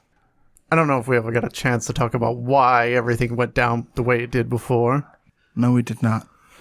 She kind of turns and with like the heel of her shoe, kind of pushes the prince's seat like just away from the desk enough to suggest that you sit down and have a talk. I shrug and move over to the chair. I was under direct orders to keep him alive. I did not know you were doing the praxis until we got here, basically. And we couldn't come to some understanding where he would live and be praxised? Look, Shaw was an asshole. And then there was a giant werewolf. He had Johnny's daughter. I don't know how much of this you're aware of. I don't know. How much did you tell me? I didn't have a lot Miles? of time. And I didn't know where you sat on all of that. Forget it. What happened to my sire? Do you want the straight truth?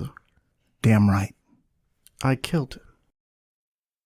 She kind of gets this like really angry expression. I hate you, Miles. So much. Sorry to hear that. And then she straddles you. And the cigar drops to the ground. And she gives you like this kiss that is so aggressive that she smears lipstick on you. And her fingers are through your hair, kind of like pulling your head back as she just pounces you.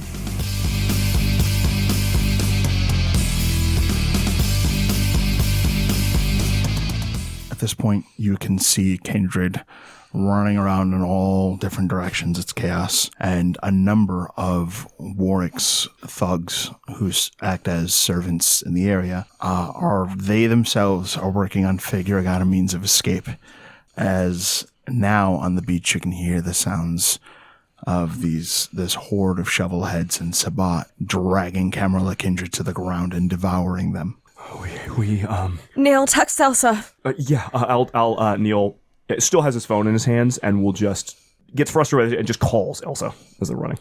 And while she asks Neil to do that, Britta is, if any of these thugs look like they're even willing to answer a question, she asks Prince Warwick for his location. His Grace has seen to the security of personal territory. Where's that? He has left, and he turns and runs. This is a Nosferatu haven. There's got to be a whole nest of tunnels and warrens under this place. Okay, next thing. And Britta will look around with heightened vision for the sword. Give me a perception alertness, difficulty 8. Yeah, willpower.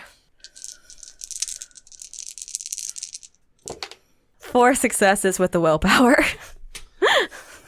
You find what appears to be a pair of crossed swords over a mantle. Britta does not wait for grace in this situation, and she... Neil? Yeah, what? Help me up. Okay. And Neil, with like one hand on the phone pressed to his ear, like, come on, pick up, will sort of hunch down so that Britta can like step up on his shoulders to like reach up to these things and grab the shit. In a surprisingly able movement, the front part of Britta's stiletto lands in your hand, and she launches herself up to grab both swords. You come down with both swords. She wrests them free from the wall, nods to Neil. Let's go back. You get Elsa? It's still ringing. Okay, let's go. I will be scanning the crowd for both the people that I ostensibly care about, other than Britta in this crowd, like at this party. I'm also looking for Elsa. Okay, let's do some initiative rolls. I am spending 1 point of celerity. 10. 17. So at the top of the round, Britta, you're searching for a path back to Roman. However, at this point, the main doors to the estate are closed and locked. And while there's a group of, like, Warwick's goons trying to hold the door, you hear this boom, boom coming from the other side that shakes the doors and, like, the walls that the door set into. Like something really big is on the other side. I guess that prompts the question as to where the windows are. There are windows all over. It's a very kind of exposed location. Some of them are already getting smashed in as shovel heads start to crawl their way in. So in order to clear a path out for herself and for Neil, Britta is going to direct a dread gaze towards a window that seems to have the least people in it. Okay, give me a dread gaze roll.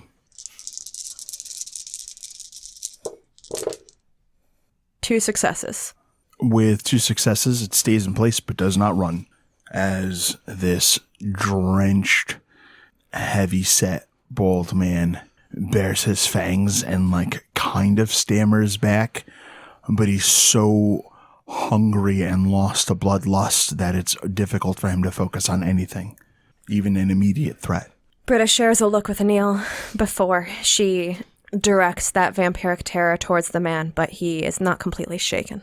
Outside, you hear this eerie, reverberating feminine voice speak.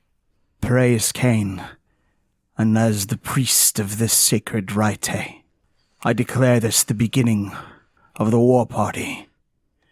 You, Doctus, do you come to this hunt willingly and of your own accord? And one at a time, entire packs that are outside on the beach start letting out howling screams as they proclaim their intent to hunt and devour any elders they find inside of the building. With that, Britta makes absolute sure to dull her aspects. She doesn't know what's going on with the bloodlust outside, but she knows that there's something getting swept up in it, and she doesn't want to be on that list. Neil. Phone still ringing for Elsa, and looking around. Neil looks totally panicked, like just completely like this is not. I came for like a weird politics fight, and like the facade of like I will be party guy is completely gone, and he just looks terrified, sticking as close to Britta as he can and just looking around. Okay, there's gotta be a way out. This is a Nos Haven. Lex, I'm a friend of the underground. There's probably tunnels. Actually, I know there's tunnels under here. I came in through one in like the dungeon, right? Yep. So Neil goes to like reach out to grab like Britta's arms, be like, come on this way, and then was like, oh wait, never mind. Like you're way better with your fucking hands free. And goes, come on, there's this way through the ballroom. There's a way out, and to the parking lot. There's trucks out that way, and we can head that way. There's an escape, and it'll take us to the ballroom. We can look for Elsa, and we gotta find Fester on the way. And we'll start heading in that direction. And we'll still keeping an eye out and trying to call Elsa and like trying to like calm Fester. So you guys running further in or outside? Britta will use her next celerity action to catch up and run with Neil and in the direction that he's shown her, and she'll call out for Elsa as she's running deeper down towards the path that Neil has indicated. As you start heading downstairs, someone picks up the phone. Neil, Where are you? I'm upstairs. Upstairs. Okay. I think I know a way out. Can you meet us? We're headed across the ballroom. They're gonna kill the elders. Tell her to come out. Yeah. Hurry. She gets real quiet at the mention of they're going to kill the elders because she's on a different side of the conversation with that regard. I don't know if I can get to you. I'm going to try. I'm in a She hangs up. We can come meet. She said Elsa's upstairs. She's got to do what's safe for her, and we have to go. We've warned her. She might need help. She said she doesn't know if she can get to us. Fuck. And Britta is ready to follow you. I'm not waiting again. You're by the stairwell, and there's a path up as well. Up. Yo, let's go. And we'll try and head towards where I assume Elsa is. Changing your mind and instead turning to head upstairs, you remain on the ground floor, just in time to see the entrance burst open as this massive, its limbs are like elongated and it has tons of like extra muscle and bone. The only thing that really kind of stands out is it's still got tufts of this like long dark hair that's like feathered back and these huge claws that are like radiating heat, and very quickly it starts rending all of the kindred that it starts coming down on, and people are scattering.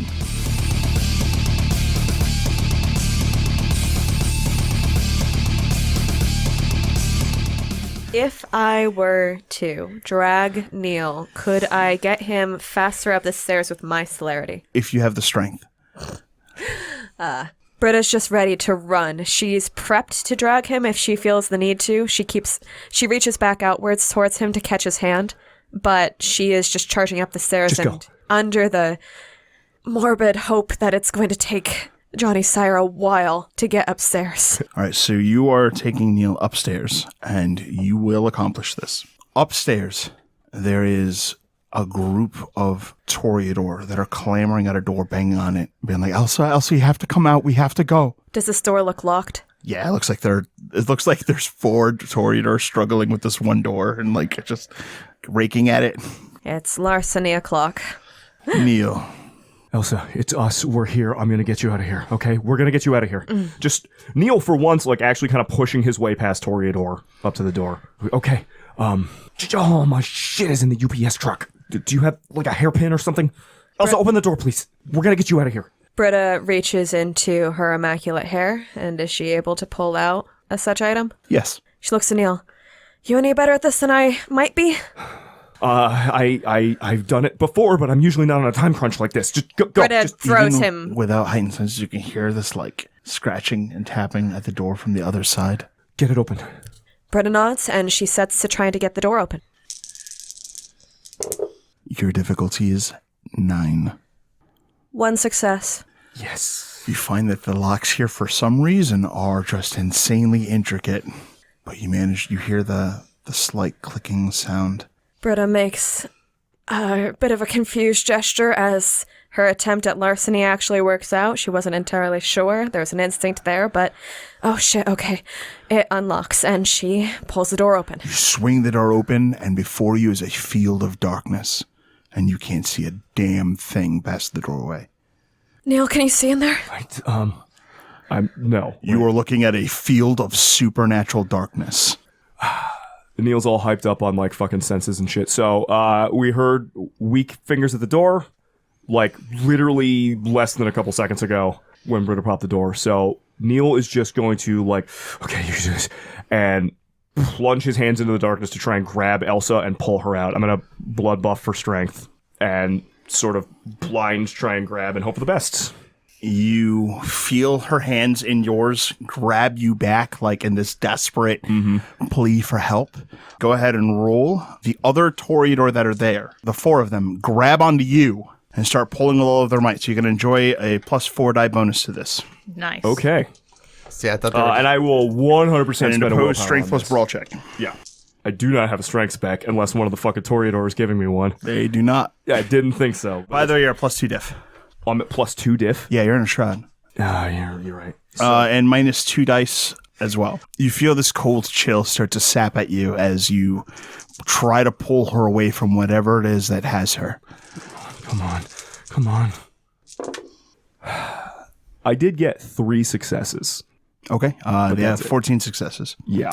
As you feel a grip, much like Johnny's, hold her. Britta.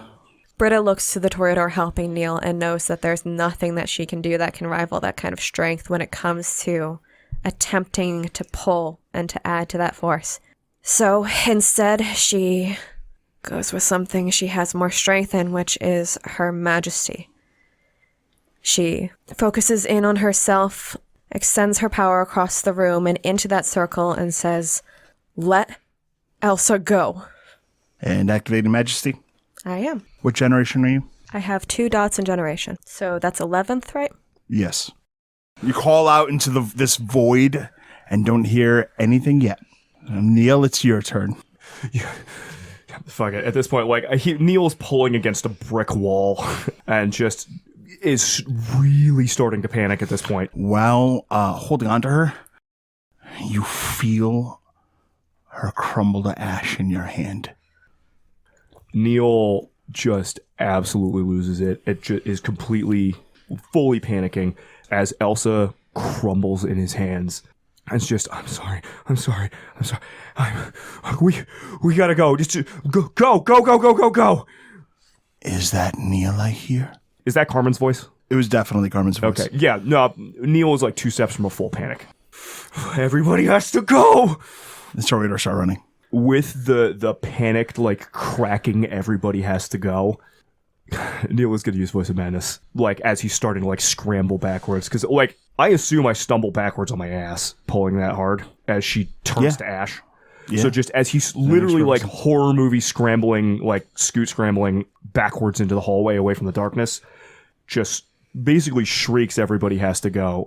Reflexively, I think the dementation that he's only had a short time will bubble up, and I am in a Voice of Madness. 2 successes. Since I know Carmen's there, Carmen is the choice. Okay. And then otherwise, Neil is just sort of scrambling away. We gotta go. Good, Neil. And you see her step out of that darkness that the room was filled with. And she is in those kind of like very tight, wet jeans and shirt. Her hair's kind of like stringy and sloppy wet. Her mouth is covered in blood. And parts of her seem to fade away at times, being consumed by like darkness. And sometimes her head is just simply a shadow. And it's just these rippling shadows that exist over her that also generate these 4 tentacles that whip and lash about from her torso. And I need a courage test to not Rorschach seeing this. Fucking yeah, absolutely. You can spend willpower on a Rorschach test? Sure can. Yeah, great. I'm gonna do that. Just 1 willpower per round, though. What's the difficulty on this? Difficulty 8. 8? Yes. Well, with a willpower, I have 1 success. Okay. Do it again, Neil. I love to hear you scream. Pray to your gods, Neil. Pray that they will save you again. Britta, run. Run.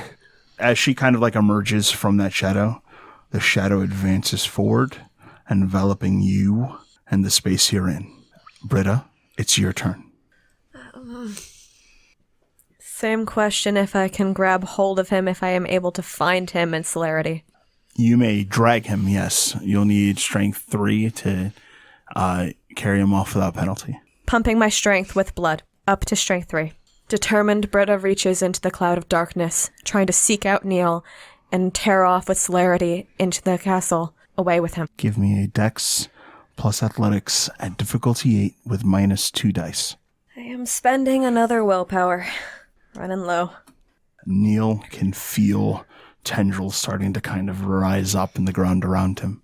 There will be no mercy this time, Neil. Not for what your quarry did to my packmate. With 1 willpower spent, it's 1 success. As she says that, Neil, a hand finds yours. Neil shrieks. And Britta's hand, stronger than ever, yanks you out, and she charges out.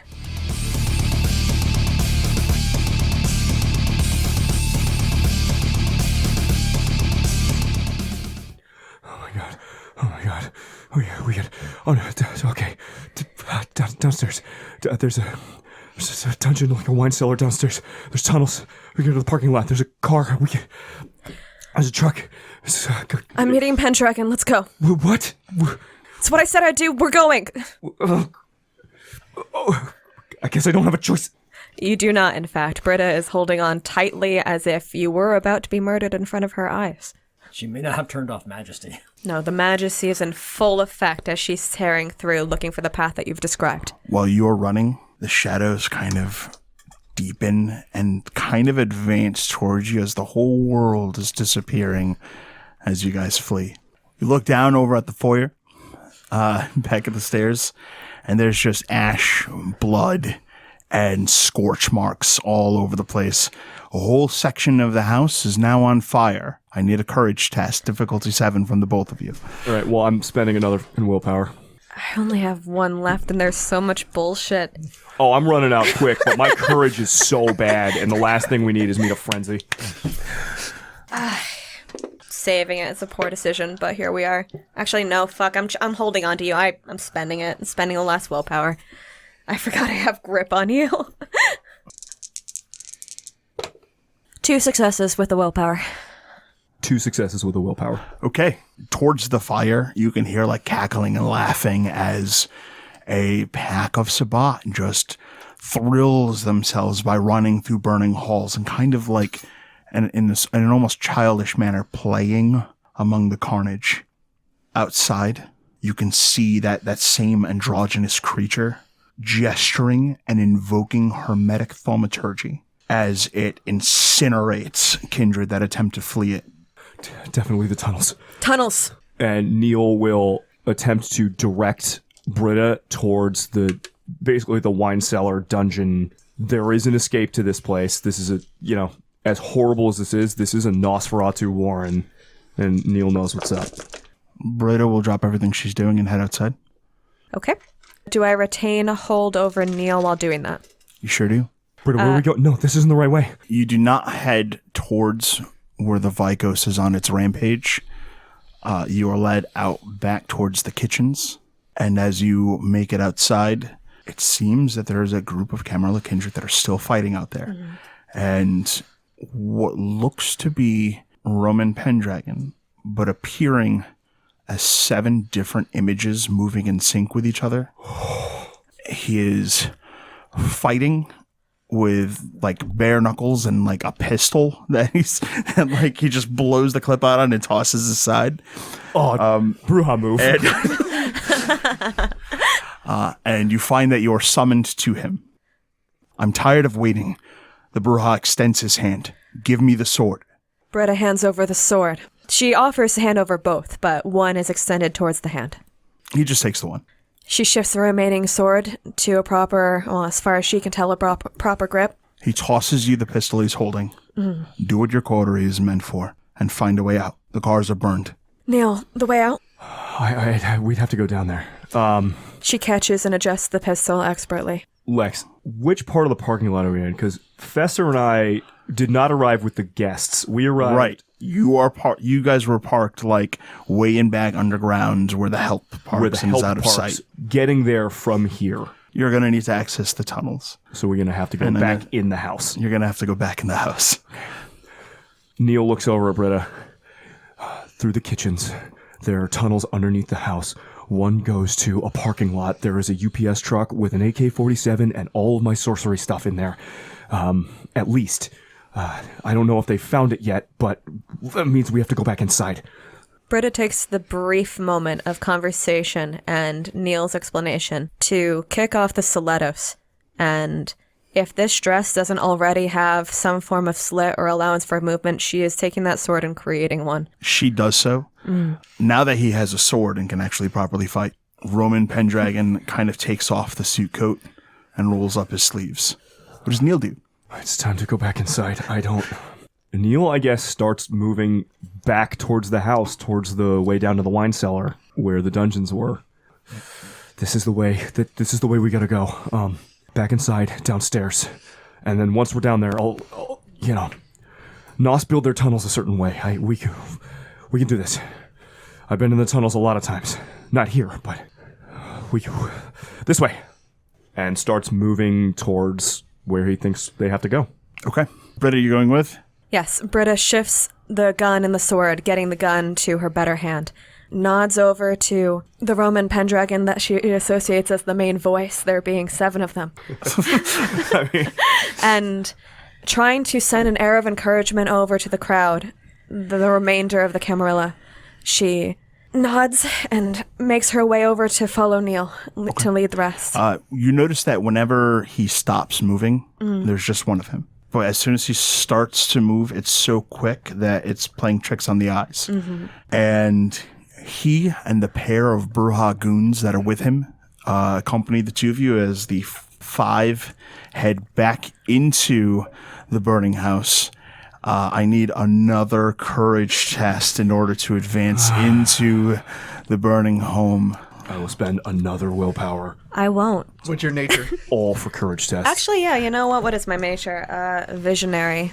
Visionary is the one where I believe you get refreshes based on getting people to do as you would see fit. Wouldn't apply here. This is more survivor nature. What's the difficulty? 7. Wash. 3 successes. Okay. Britta flies into a rot shrek and turns to flee out. And a hand just kind of picks her up and continues walking inside. Okay. Britta, you are in a rot shrek. You must win a strength plus brawl check against Roman Pendragon in order to take any actions. Otherwise, he will simply hold you and continue walking along with Neil into the burning mansion. Does my majesty go down? What's that? I have majesty up still. Does that go out? His generation is such that he does not seem aware of your... It's not that. It's for anything else. Oh, no, you're just a majestic little freaked out... Yeah, you're like a figurehead. So within this rush wreck, there's still like the beauty and the presence of Britta as she just writhes and tries her best to get away from the terrible fire. It's like the skirt keeps on getting kicked up like glamorously and She rush checks delicately. apparently. You get to the wine cellar, and up above you can hear the sounds of carnage, and unfortunately, in this very sad sort of way, it's already starting to quiet down. And that's when things start to feel really dangerous, because now they're looking for stragglers. And you make it to the dungeon entrance that's over in the wine cellar, but it's closed and locked. What do you do? Neil looks around. He has spent a lot of time around the Nosferatu. He's one of the few people, at least in New Haven, who's been able to skulk around their warrens with them. So he looks around pretty quickly for whether there are secret escapes or secondary entrances or weird little tunnels behind a wine cask somewhere.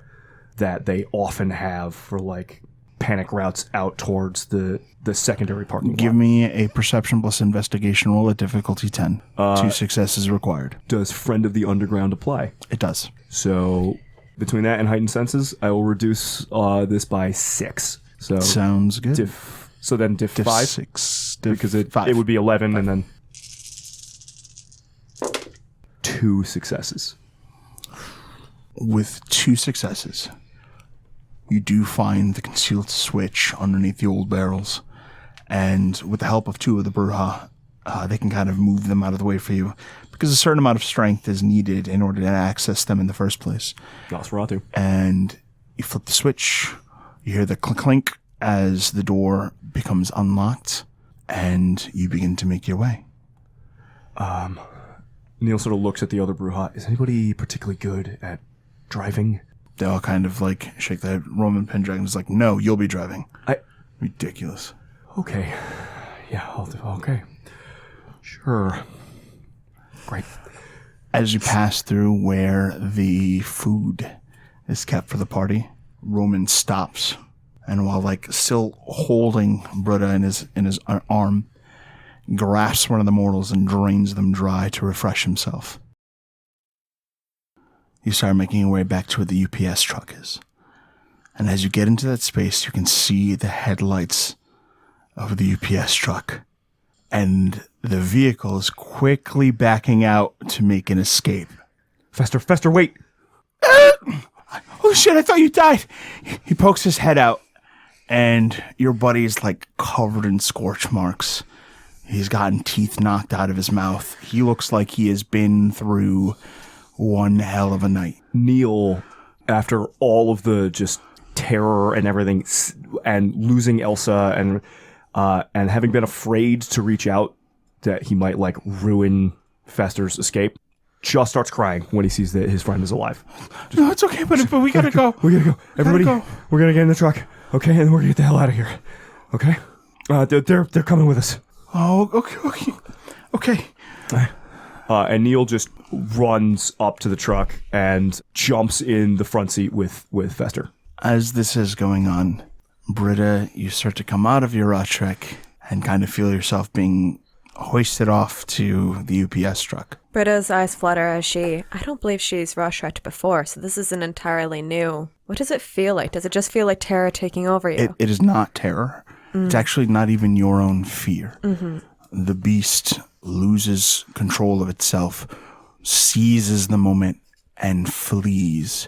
It's as though it was like this horrible knee-jerk series of like spasms driving you to a physical act that's beyond your own control. It is a terrifying sensation. So then as her eyelashes flutter, she starts to get a grip on herself again and looks around, understanding very little of her circumstance. Does she remember what happened during her rush wreck? Bits and pieces. Then, in that case, she has enough information to understand who's holding her. The inside of the truck is confusing, but she turns her large eyes towards Roman Pendragon, trying to even test whether she has her own consciousness, as well as realizing that he's still got her and that they've made it to some form of escape. We're going to be leaving. Cover the escape. Got it? Britta, you back with us? Yeah. There's a rifle in the back of the car. Okay, trade. And she hands over her guns in favor for the rifle. The gun and the sword. Neil holds the gun and the sword from the front seat, just, like, holds them in his hands, not like he's using them, but just like he's holding them in front of himself. Britta kind of like nods her head over to one of the Bruja thugs for the sword and reaches out and accepts the AK. Again, that unsettlingly expert motion as she checks over the gun and readies it towards covering the exit. They pretty readily accept any weapons offered to them. Yeah, Neil hands them over pretty quickly, and for his own preparations for the escape, retrieves his fanny pack from under the front seat and snaps his sorcerer stuff like right around his waist. Hey, Neil. Yeah, buddy. I'm glad you made it. Glad you made it too, man. Let's go. Let's get home. Get the hell out of here. He starts it again and starts dragging out. The group of you start taking off, and he hits the gas as there's to make the exit, as shovel heads are kind of like hearing the UPS and chasing after it for a few long strides before you lose them. You find yourselves traveling along that long road along the coast, making your way out.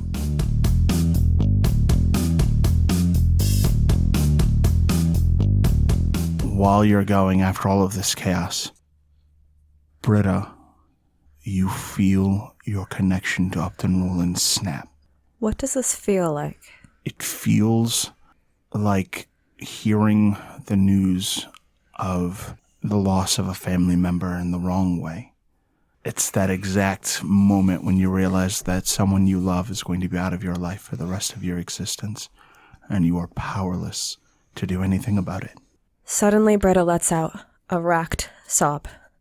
She doesn't seem to be expecting it, and there's no visual clue as to what's causing it because she had really just been staying on target, looking for those shovel heads for anyone that was coming after. Her grip on the gun tightens. She's not willing to stand down, but even through that dedication to the danger, the circumstance, the orders that she has to follow, the tears break through. She starts trembling. Her expression is so confused. There's a clear grief, but there's also confusion and almost fury. She doesn't seem to know even where to direct that feeling, the trembling just tightening her grip on the AK.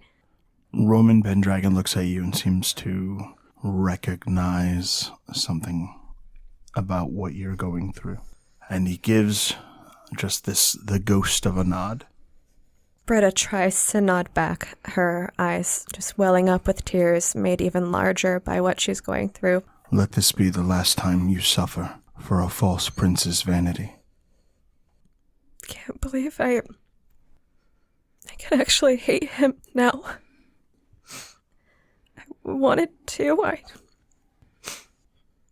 He's gone. Rollins is gone. It will come easier and easier.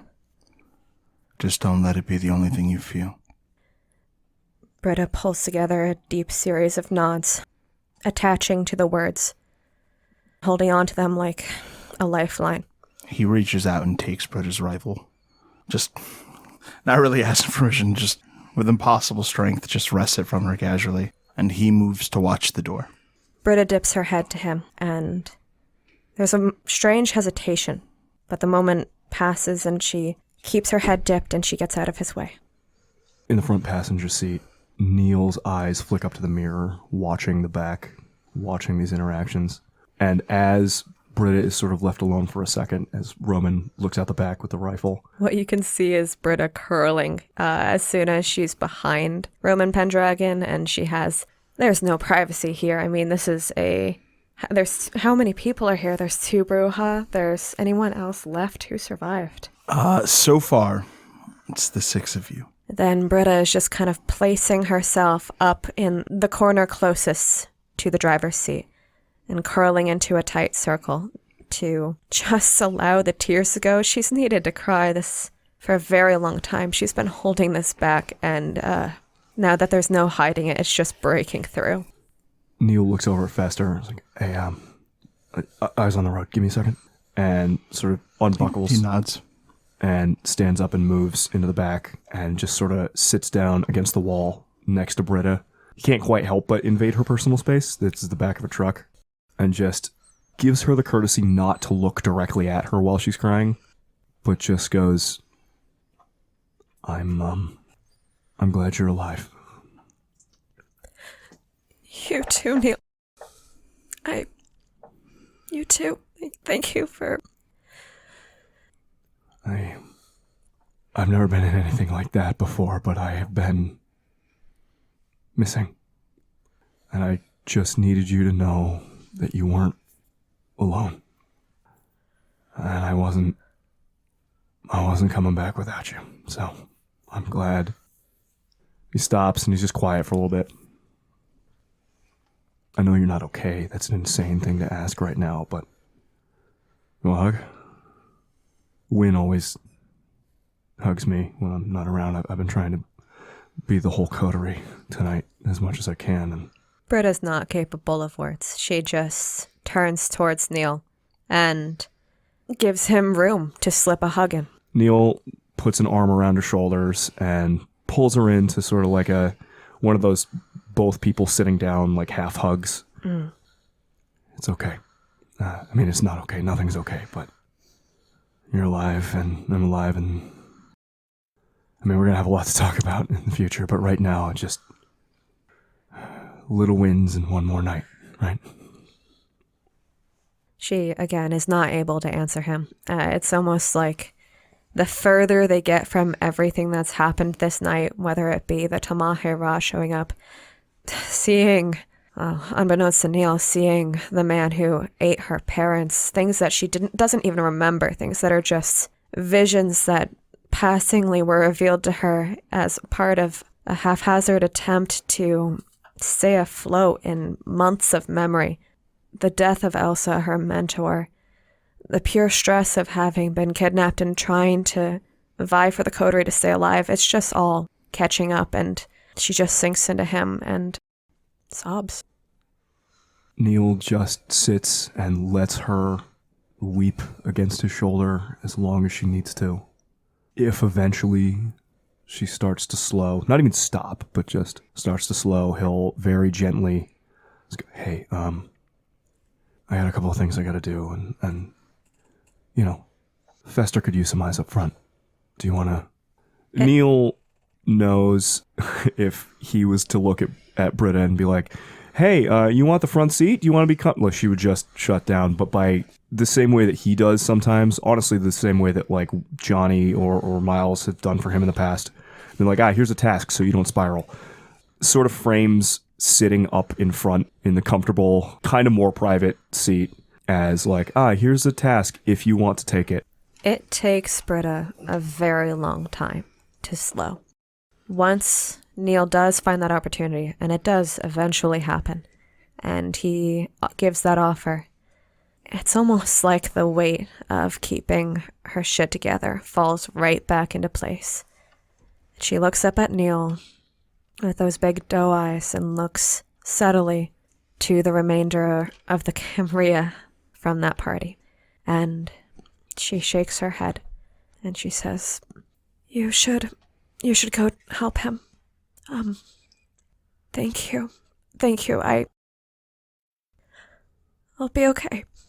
You don't have to thank me. I don't think I really did very much here. You don't have to be okay, okay? There's really not a lot of options. Lose your shit. Honestly, once I get home, I'm gonna lose my shit. Through everything that's happened, it's really seemed like every night has been emergency after emergency and impossible problems that I don't even have the world of context to remember.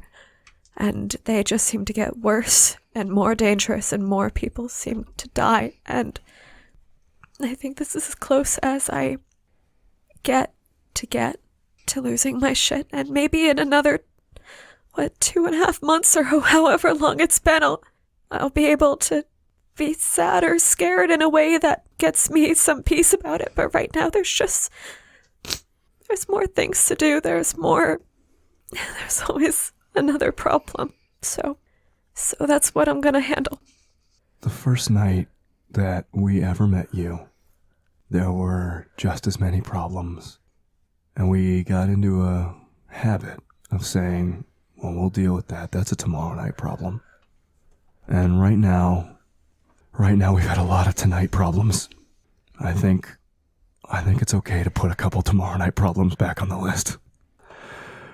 I'm glad you're safe. And he puts what he feels like is a comforting hand on her shoulder, and then stands up and goes back into the front seat with Fester, trying his best to be that empathetic, comforting, and humane Neil that he used to be. Having gotten the pep talk from Neil, and having gotten to let go of some of the horror and terror of the night, Britta looks down at her dress and actually fully takes in the fact that this extraordinarily beautiful piece of clothing has been destroyed by herself, but she rips off a strip of it anyway and attempts to clean up, to get the blood out of the way, and to ready for the next problem.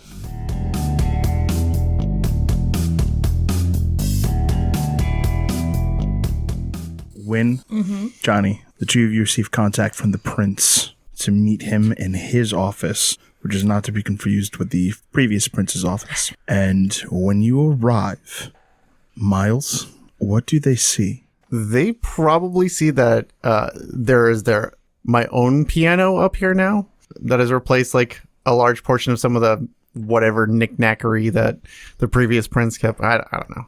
Probably extra chairs and like a few guitars are hung on the wall. Very similar in some ways to Jane in that way, but they're not really signed or anything like that. But they are expensive looking guitars.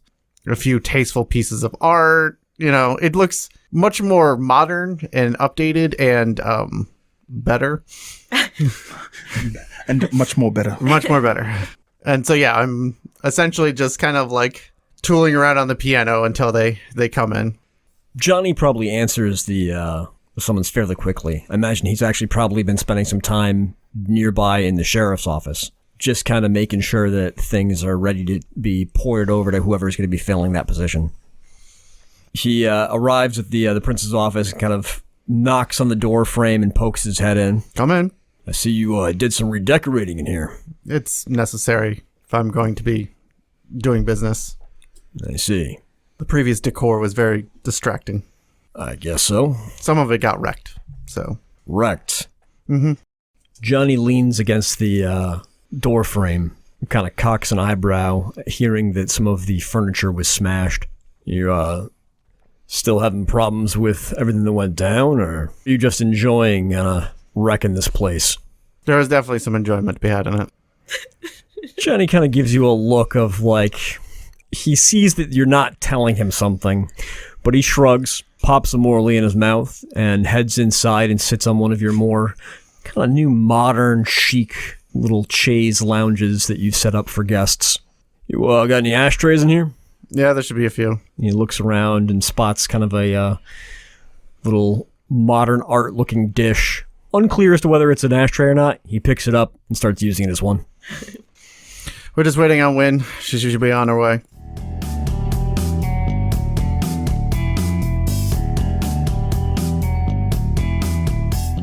So Wynn takes a little stop. There's not a whole lot of greenery in New Haven proper, but she finds just like one of those sidewalk trees and just kind of leans against it and thinks for a minute.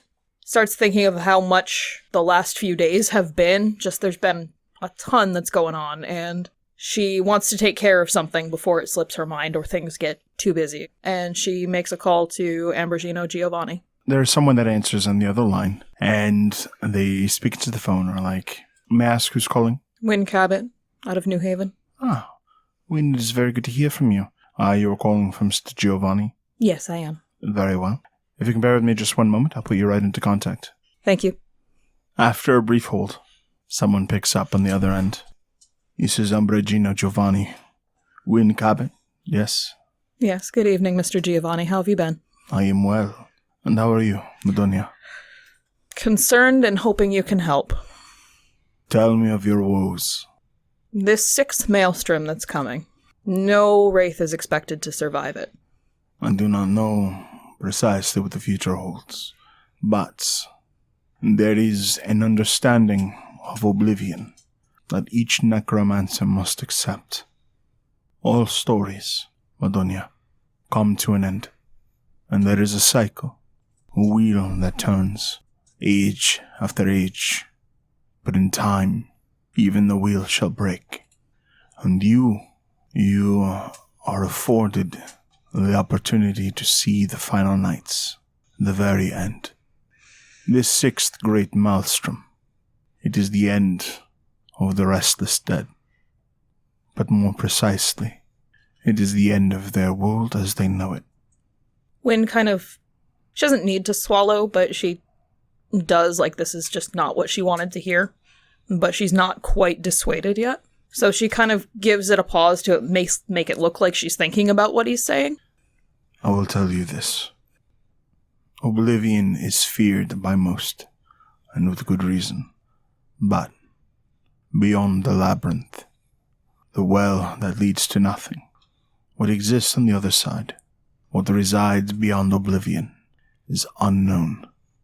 And there are those among the restless dead who believe that beyond it lies salvation. But there's a chance it just leads to obliteration. For some, these are one and the same. How did the wraiths survive the previous maelstroms? None were so great and terrible. Storms that can be weathered. But this is meant to swallow the world. It is the end of all things for them. But again, Wynn, Miss Gabbey, what is peace? It is not joy. It is not the frenetic existence that is life. It is the quiet, the end of struggle. I can appreciate that, but I'm a gangrel and we fight until the end. This is about the boy.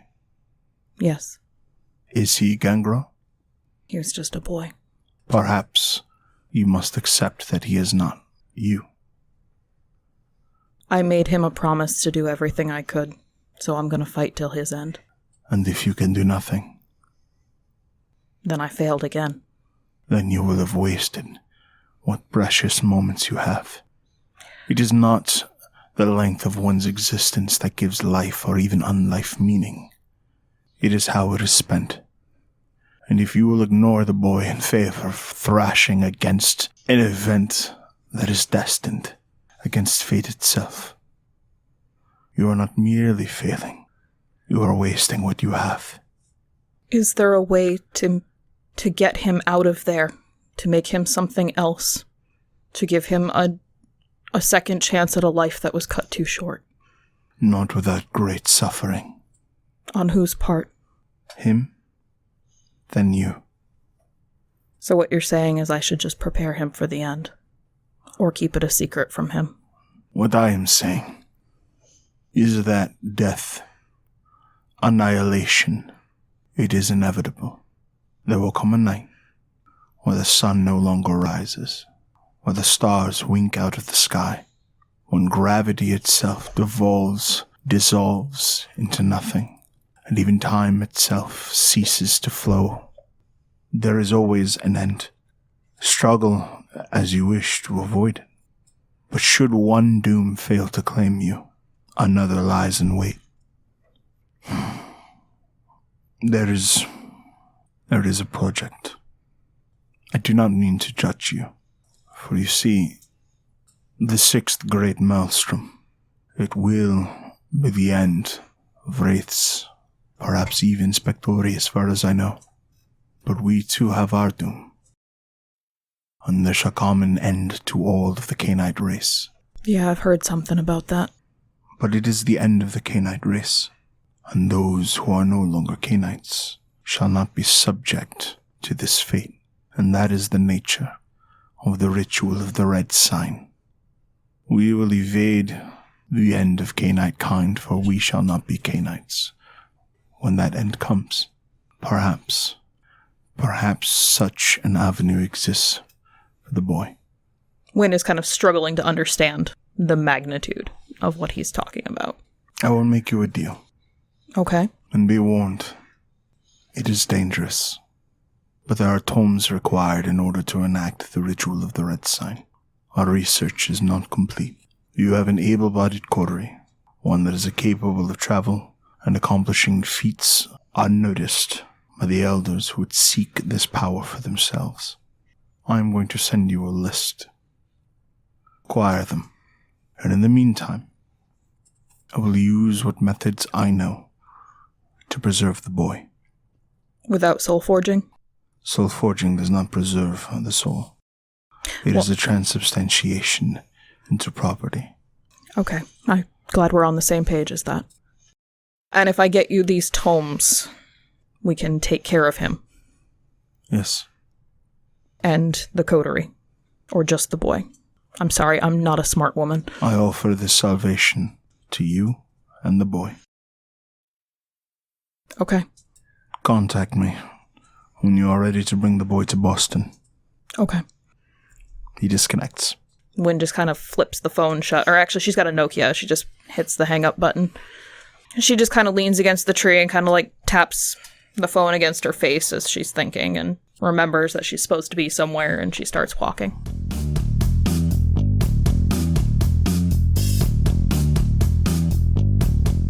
Back at Miles's office, the door swings open, revealing a Wynn. I've never been in here before. Really? Yeah.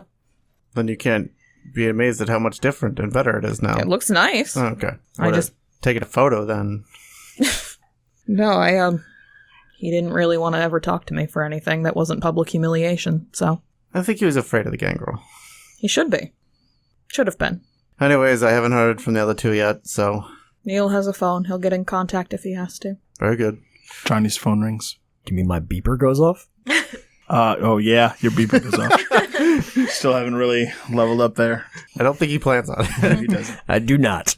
Johnny sits up on the chaise, digs around in his pocket for a second, pulls out his beeper, and takes a look to see who called him. You recognize the number of Amaya. He looks over at Miles. He's already pointing over at the phone. He nods, gets up, walks over to the desk where the phone is, and pops a seat down on the desk, grabs the phone, and dials the number. There's an answer on the other end. Johnny, I did what you needed.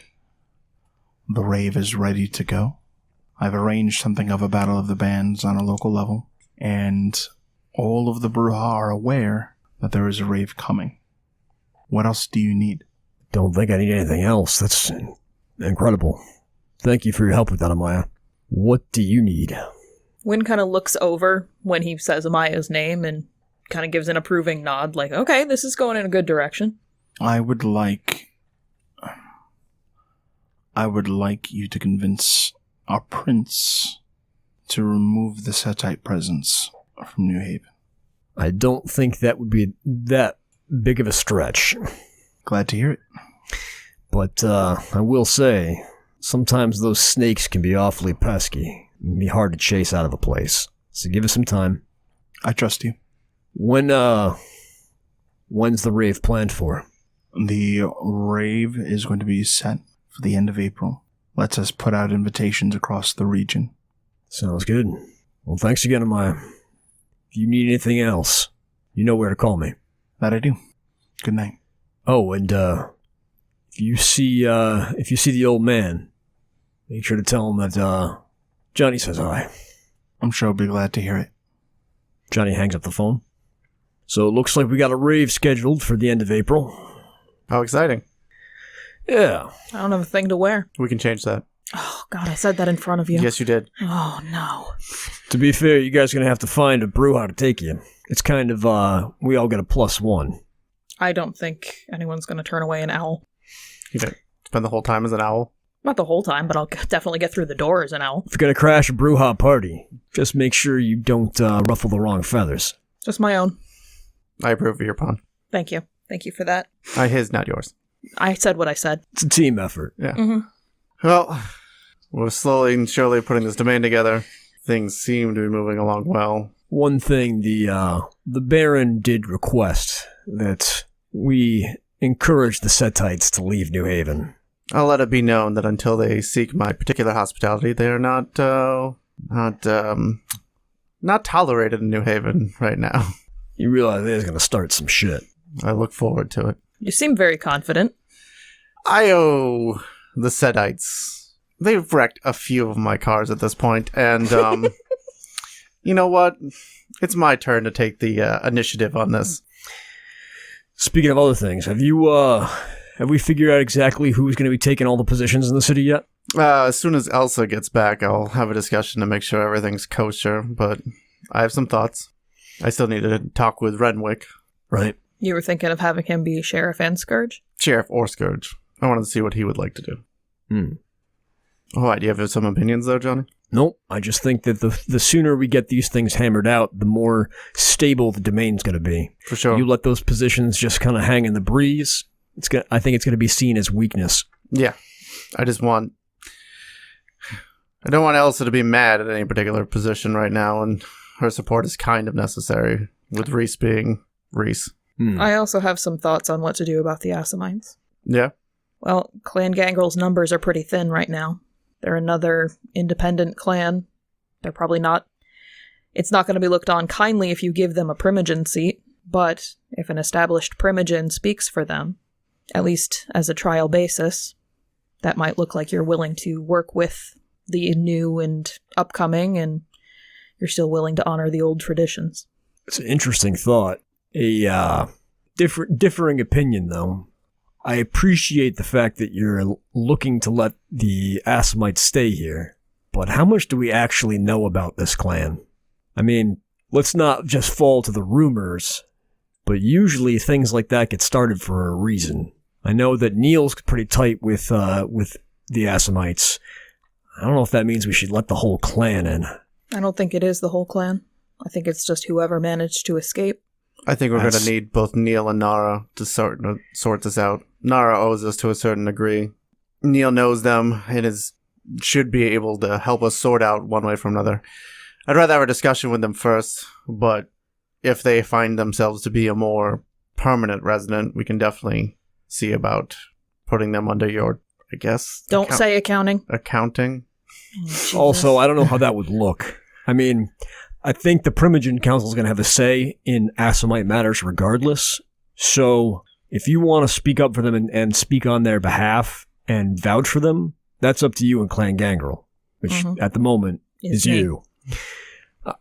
I can't imagine that the Assamites would take kindly to being put under your authority. They seem like a proud bunch, and I don't imagine that they might not look at that as a kindness. It's not on a permanent basis. It would be for a few months until we establish whether they're an asset to the city or not, and in that time, that would ensure they have a voice. That's a great notion, but I know the Camarilla has a long history of saying things aren't going to be permanent. If I were them, I wouldn't trust it. Well, I feel like they don't have a lot of options right now, so it's definitely a thought to visit upon. If they're open to it, the offer extends. I need to know what information they have and what other kind of benefits we can get from them, too. All right, so it sounds like we need to set up a meeting between you and these Assamites. Yep, I'm just waiting on Neil specifically, and then we can reunite him with Nara, and then we can go from there. Should we keep waiting? I don't think he's dead. I don't think he's dead either, but this domain is not going to stop moving, and we can't necessarily put all of our plans on hold just because Neil went AWOL and Britta is off with whoever. Well, it wasn't much of her choice, but... I'm not saying it was. I'm just saying that if we keep waiting for them or waiting to hear from them more than a night or two, we're going to start getting ourselves in hot water. We'll give it a couple more nights. A lot of them are very busy spending that money we just gave them. Good point. Johnny's beeper goes off. Busy freaking popular tonight, huh? Yeah. And as he checks, Wynn's phone rings. Wynn checks her phone. Johnny's message is SOS emergency. From what number? Kabir. Is that who's calling Wynn? And that's who's calling Wynn. She picks up. Hey, what's up? Wynn, What's wrong? am I the only one who hears what is happening? Something terrible is happening, Wynn. Okay, where are you? I'm so hungry, Wynn. All right, I'm coming. Where are you? The Motel 6. All right, I'm coming. Get here. I am coming. I promise. Do not trust me. Okay. He hangs up. She hangs up. I'm going to him. Going to who? Kabir, he's hungry. Something's wrong. And You just sent me an SOS on my beeper. yeah, he said not to trust him, but I'm going to get there. And if you can get there, that's probably for the best, too. And she opens a window and blows 3 blood and turns into a bird and flies away. Wynn birds the fuck out of there. Meanwhile, there's a knock at the door. I go to the door. I'm actually moving already to the door to start putting on my coat and grabbing my katana, and I open it. When you open the door, Osiris is waiting for you, and accompanying him is 12 well-dressed kindred. Busy? We had an emergency. Your Grace, I can take care of that emergency. You attend to business here. He reaches into his pocket, and he throws you the keys with the Lambo symbol on them. Johnny kind of looks at that, looks at you, Get there quick. and heads on out. Jan Peterson turns to the other guests.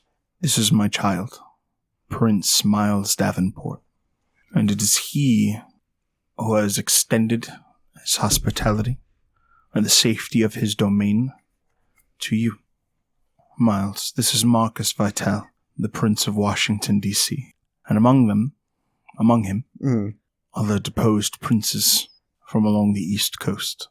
We have arrived here because this is the first safe location traveling up the east coast. Cardinal Bologna, the Vicos, and the Black Hand have seen to it that many domains have fallen.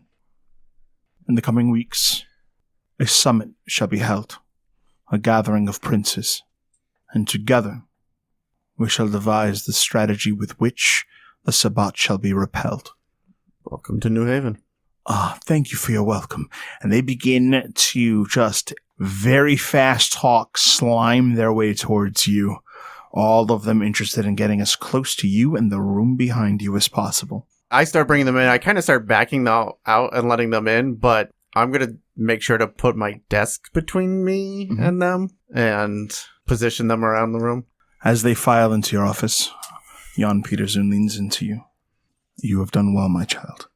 Thank you, my sire. Congratulations for your praxis. I did what needed to be done. Lead them well. You're not staying? I have some preparations to make. By the way, put eyes on Marcus Vital. I need to know everything he does, where he havens, who he communicates with. Get this information. I will keep an eye on him. He gives a nod and walks out.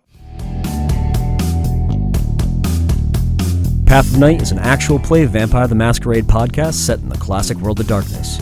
Britta Ashcroft the Toreador was played by Rebecca Steigelfest. Johnny Saxon the Bruja was played by Garrett Gabbey. Miles Davenport the Ventrue was played by Tim Davis.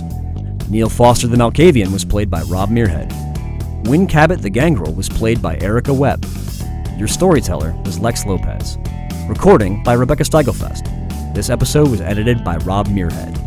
The music used in this episode was January Grunge Love Fest by Technoaxe. Visit them online at technoaxe.com. Path of Night uses the 20th anniversary edition rule set of Vampire the Masquerade with a few limited house rules. Vampire the Masquerade is owned by Paradox Interactive. Make sure to subscribe to us wherever you get your podcasts. Follow us on Twitter at Path of Night Pod, on Facebook at facebook.com/Path of Night Podcast, or email us at pathofnightpodcast@gmail.com. See you next time, kindred.